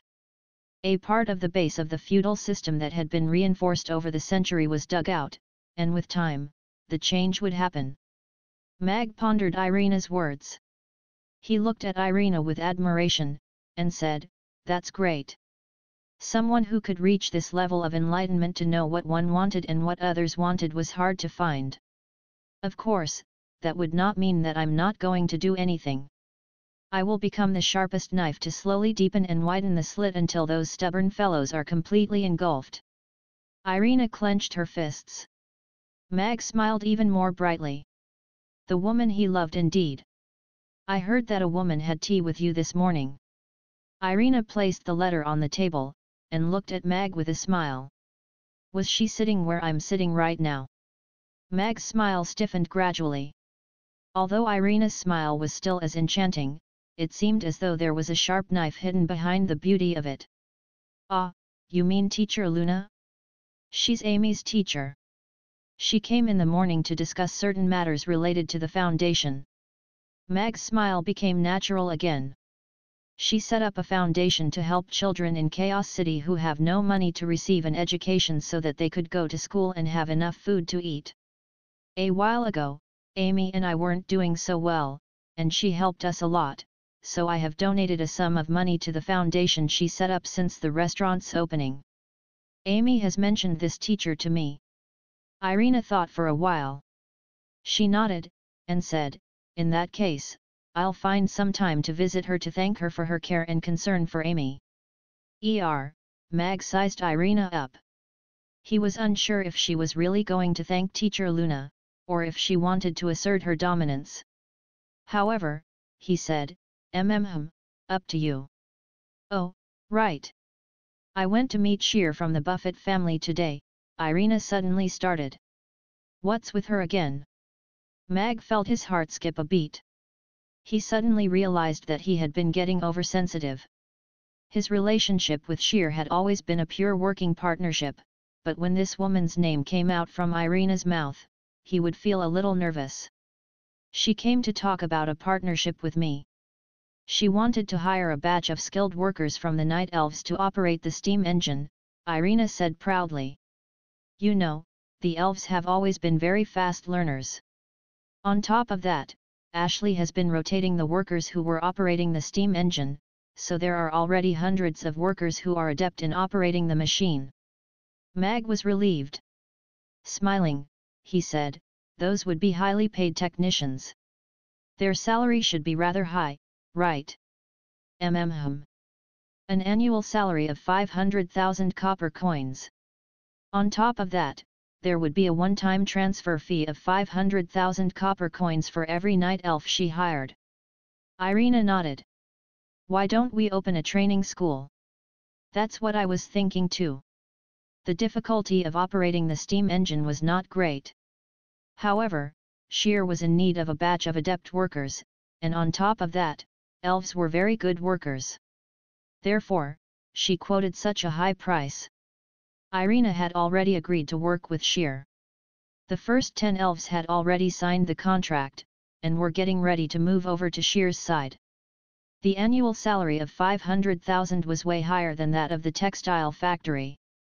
This was also the highest salary the Night Elves had received in Chaos City. Irina did not prevent the elves from developing outside, and even encouraged them to slowly blend into Chaos City to become residents here. Say, what position do you think Amy can get in this year's Magic Caster tournament? Irina asked Mag with a smile. I remember that when you joined the Magic Caster tournament when you were 16, you clinched the champion title. Mag thought for a while. Amy is only 4. Do you think the top 32 would be a little too much? She's our daughter. It wouldn't be too much even if she became the champion, Irina said matter-of-factly. That's true. Boss Mag's culinary skills are indeed invincible. Krasus smiled as he watched Amy dotingly. Master, do you have something worth being happy about? Amy asked Krasu, who had a wide smile hanging on his face, after she finished a mutton rib. Her master's smile had not faded since the start of the competition. Little Amy won 8 battles in a row. Of course I would be happy. Krasu nodded with a smile. He enjoyed all the envious looks in Richard's black face. That was way more exhilarating than winning 8 battles himself. In that case, should I win another 8 battles tomorrow to make you happy? Amy said as she bit into the meat. Krasu chuckled. Sure. But there are only 5 battles left tomorrow. Little Amy, if you can win all of them, you will be the winner. He was actually not putting much hope in Amy clinching the championship. To be able to get into the top 32 would already be a very good result for an amateur who had only been learning magic for half a year, and was only a 4-year-old child on top of that. This was good enough for her name to spread wide in the world of magic casters. Amy had yet to break through to the 7th tier, but made use of the explosiveness and speed of close combat magic to save a lot of energy during her battles. However, upon moving into the top 32, most of her opponents would be of the 7th tier. On top of that, they would be wary of Amy's close combat magic, and that would make fighting more difficult. Of the remaining participants, a few of them were even at the peak of the 7th tier. Their combat experience and skills were way above Amy's, and it would be very difficult for Amy to defeat them. Alright, in that case, I'll just win 5 matches. Amy nodded without giving it much thought, and continued chewing on her bone. Today's debate's topic is, close combat magic versus long-range offensive magic, which is stronger? Please start preparing your arguments. The first debater of the proponents, please get ready. Today's topic for research is, what's the best age to learn magic? Today's discussion, how do you steal that adorable magic caster? The Magic Caster tournament today had caused a huge uproar within the Magus Tower. Amy, who won 8 consecutive battles, including the one against Albin, had made it into the top 32. She joined under the halo of being the only disciple of Krasu and Urian. At the age of 4, Amy joined the Magic Caster tournament, and went on a winning spree, thus becoming the hot topic of various debate societies and research associations. Jump on the bandwagon while the topic was still hot. It had always been this way. Of course, it would be inevitable that some weird things would also be mixed in. Krasu's disciple is really a 1 in a million talent. This Magic Caster tournament would probably become her personal showcase. Richard tapped on the stone table gently, and his expression became grave. Brent sat at the side, looking down. He peeked at Richard, and did not dare to make a sound. Master, if I get to duel with her tomorrow, I will definitely eliminate her in a sorry way so that both she and her master will be utterly embarrassed, a tall and skinny youth, who was standing at the side, said. If you win against her, that will just be something that everyone expects. If you lose, the ones who will be utterly embarrassed will be you and I. Richard glanced at him. Yes. The youth turned serious. The Royal Palace, in the Star Observatory Center. What do you think of Krasu's disciple? Andrei asked calmly as he stood by the window. She must be a rare talent for Krasu and Urian to bury their hatchet to take her in as their disciple together. Judging from her battles today, her close combat techniques are more refined and done better than those of Krasu himself. On top of that, she has a very strong talent in seizing opportunities during close combat. She learned both fire and ice magic, and fused them into a new combat style. Your humble courtier had never heard of such talents and capabilities. With time to come, she will definitely be the best powerhouse across the entire Norland continent, an old courtier answered respectfully behind Andrei. Andrei's eyes lit up upon hearing that. After a while, he sighed, and said, It's a pity Krasu is on bad terms with Richard, and has already left the Magus Tower. On top of that, we've never even interacted with Urian. I'm afraid it would not be easy to let their disciple come to the Roth Empire to be used by me. Your Majesty, do you still remember that chef from Chaos City whom you've awarded during your birthday feast? The courtier asked. Yes. Andrei nodded. Ever since Vanessa returned, she would always talk about Chaos City, mostly about Mamie Restaurant and that chef. Krasu's disciple is his daughter. If your Majesty could invite him to the Roth Empire, and award him with a high rank, that would bring one more strong powerhouse to the Roth Empire in the future, the old courtier said. But when I wanted to make him the manager of the royal kitchen back then, he refused to accept it. With such a personality, it would be very difficult to invite him over to Rodu. Andrei frowned. Your Majesty, the manager of the royal kitchen is ultimately a title without real power. It also did not hold a high rank. On top of that, there would be a lot of work to do in the palace, and that might be why he did not like it. If you could make him a viscount and bestow him some land so that he becomes a nobleman, that might be difficult to reject, the old courtier replied. That's a good plan. Andrei's eyes lit up. He turned back and looked at the old courtier. Draft out my orders. I want to make him a viscount, so ask him to come over to Rodu to accept his reward before going to his land. When the restaurant closed for the night, Mag was not eager to make everyone leave. Instead, he assigned everyone with their tasks for the delicacy extravaganza for the next day. As it was a promotional event for the octopus tentacles, the most important thing for tomorrow would be how to attract the crowd in a short day. We will not be having seats tomorrow, so all of you need not serve the dishes and wash the plates. I will just need 2 people to help me with packing and collecting the money. The rest will be in charge of selling the octopus tentacles. For the small octopus tentacles, each person will be limited to 500 grams.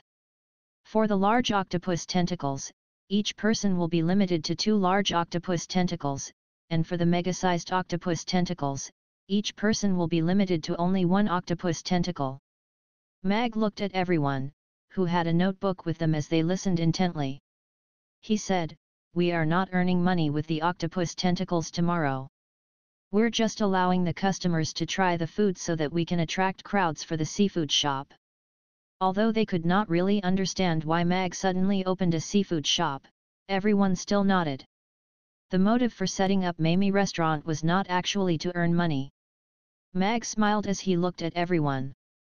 Actually, I am not interested in money. I just want more people to try delicious food and feel that the world is a beautiful place. However, alone, my power is limited. Therefore, I will publicly disclose the recipes so that everyone can learn how to make octopus tentacles into a delicious dish, and make them appear on more dining tables. I want it to be a home-cooked food that most people can afford, and this was why I opened the seafood shop. All the ladies looked at Mag slightly differently again. He was exuding the glow of idealism. Hypocritical man. A small line of words flashed past Mag's mind quickly.